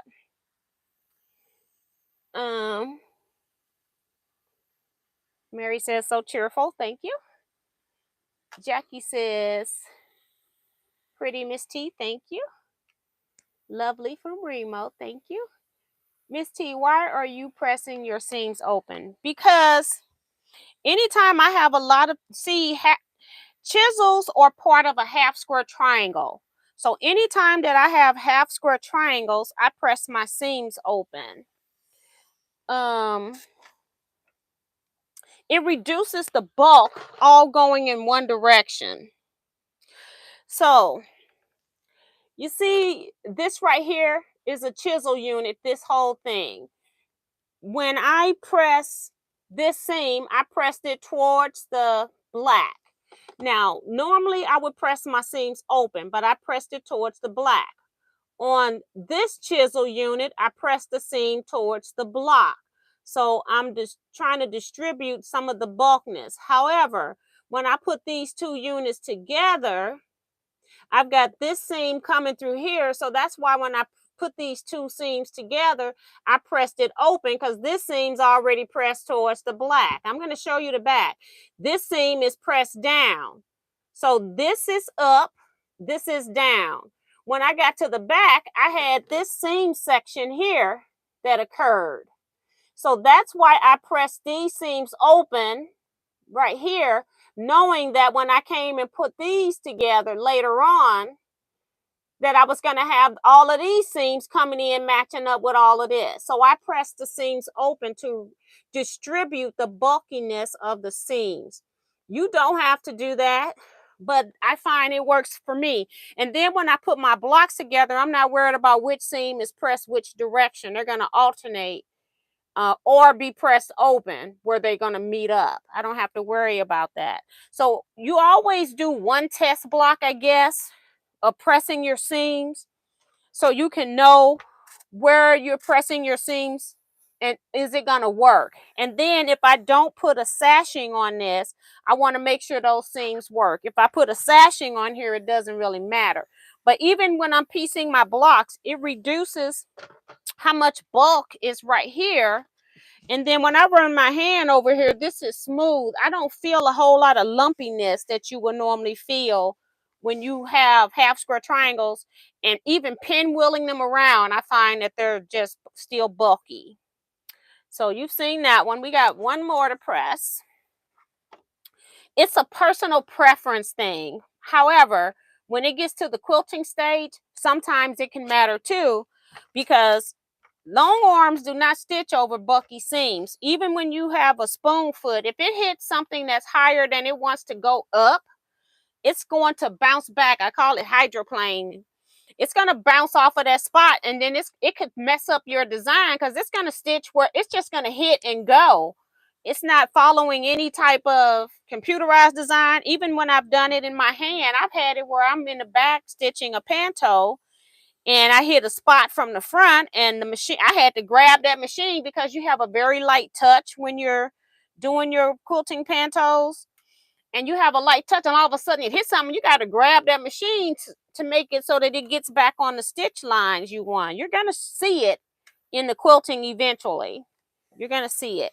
I just personally, and it's not that it happens every time or all the time. It's just that when those seams get very bulky, African fabrics feel a little bit thicker. So if I'm putting all of these seams in there, all going the same direction, it's going to happen a little bit more. So I just prevent that. I'm just redistributing bulk as I go. All right, this is the last one. This is the one that had the double green. I just don't worry about it. And so we did 6 today. So that was a good sewing day. Did 6 from total scrap, from scratch, not scrap, from scratch. And doing all the pressing as well. So we're at 16 blocks now. I don't know if I want to make this quilt square, like do 25, or do it long and do like 30. So we'll keep making blocks.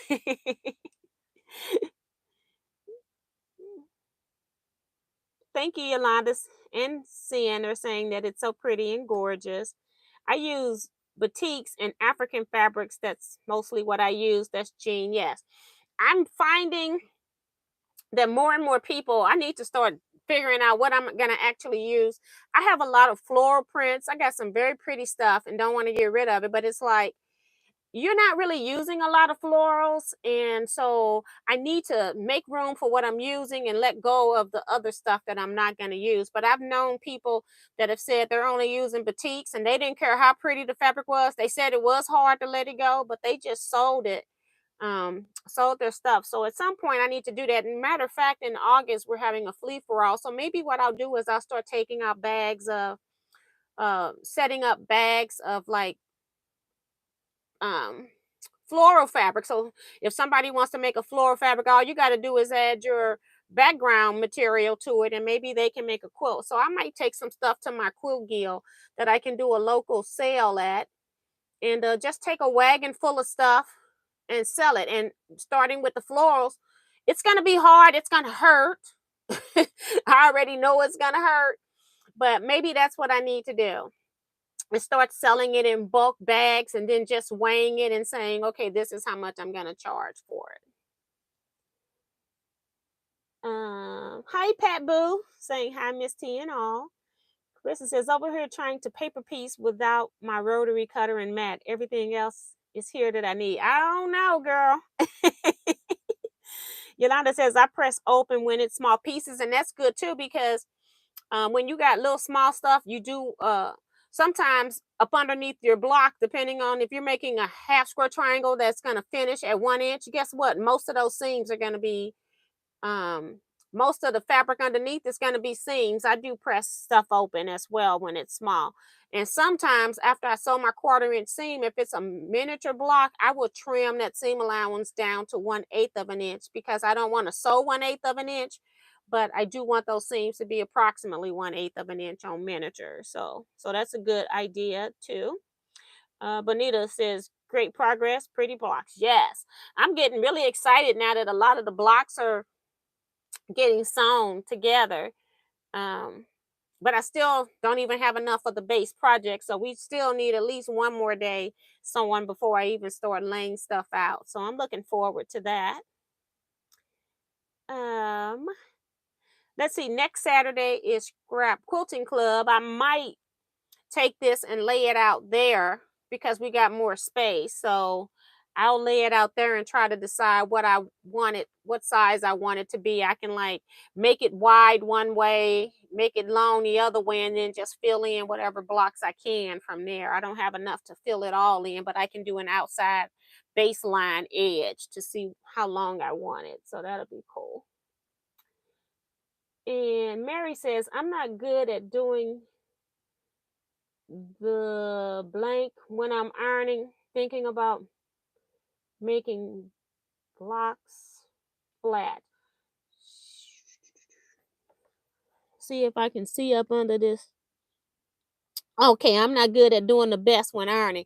Ironing, it's one of those things that I do because it's necessary. It's not something I actually enjoy. Whereas I do have a friend that enjoys the ironing process, and her seams wouldn't dare have the nerve to try to lift up. She's and she doesn't go out of her way. Like, it doesn't take excessive time for her to do that. It's just amazing to me what people's expertise is of a particular part of the quilting process. And I it's not one of those things I love to do. It takes time. Especially when you're pressing seams open. I could have pressed those seams to one side and been gone, been had this stuff done probably 30, 40 minutes earlier. Pressing takes the longest part when you're pressing seams open.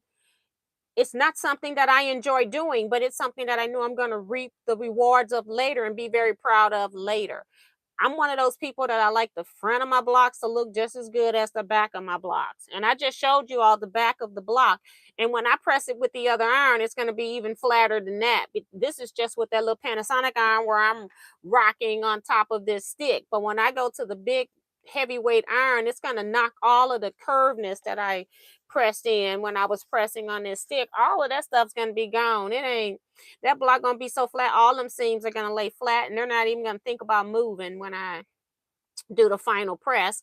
And if I add starch, it's gonna be even flatter if I do a light level of starching on top. So it's just a matter of,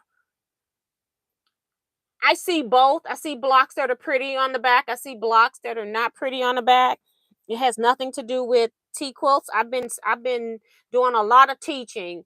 This is just from experience. And if it's a problem with your pieces are not matching up, sometimes it's just as simple as you didn't press that seam either completely to one side. You know how you have a little crease in your stuff sometimes accidentally you put in a crease and then you go, this next piece isn't matching. Sometimes it's as simple as it was not pressed correctly. Yes, it could have been not cut right, it could have been not sewed right, but it also could not be pressed right. It makes a big difference. So lots of things. So it is 10:08, guys. And we are 8 minutes over. Not that I have anywhere to go, but I do need to get something to eat because I've only eaten one meal today. Food when I'm not feeling well is like the least of my priorities, but I do know I need to have it so I'm functional. So I'm gonna go ahead and get off of here. I think Slay Art saying just in time to say bye. Yes. But we had a good sewing session. So I'd like to thank you guys for your time. I like the chat comments and the questions tonight. So thank you all for participating in the chat. I like when the chat is we're relatable to people. We're also educating people, and everybody is having a great time. And that's what I like for chats. That's the reason why I'm here on Saturday night doing a live sewing chat. You know, I could be sewing by myself, I could be watching television, listening to music, but I like that we also bringing internet camaraderie among the quilters in these chat groups that are going on. And it's some people that don't leave their house at all, or like me, I'm not going anywhere most of the time at nighttime unless it's a major event, wedding, funeral, family reunion type party type stuff. I'm just not out going out to look at the movies at nighttime. I'm not out just going to the mall at nighttime. So I'm one of those people that are tending to be home when the sun go down as I'm aging. And so it's a good thing for those that don't go anywhere. You feel like you still are with people in a way in this chat. Just from me reading, I try to read my uh comments or my things, and I also try to read what you all are saying so that you get both sides of the story here. So Yeah, I just appreciate the chats. I never thought YouTube would be a great place to come and do a live chat on a Saturday night. Who would have thought that when I first started YouTube years ago? So this is pretty cool. So I will see you all later. You all stay blessed, be safe, quilt out, and I will see you Wednesday at 7 p.m. for the optional block showing and drawing. Good night, everybody.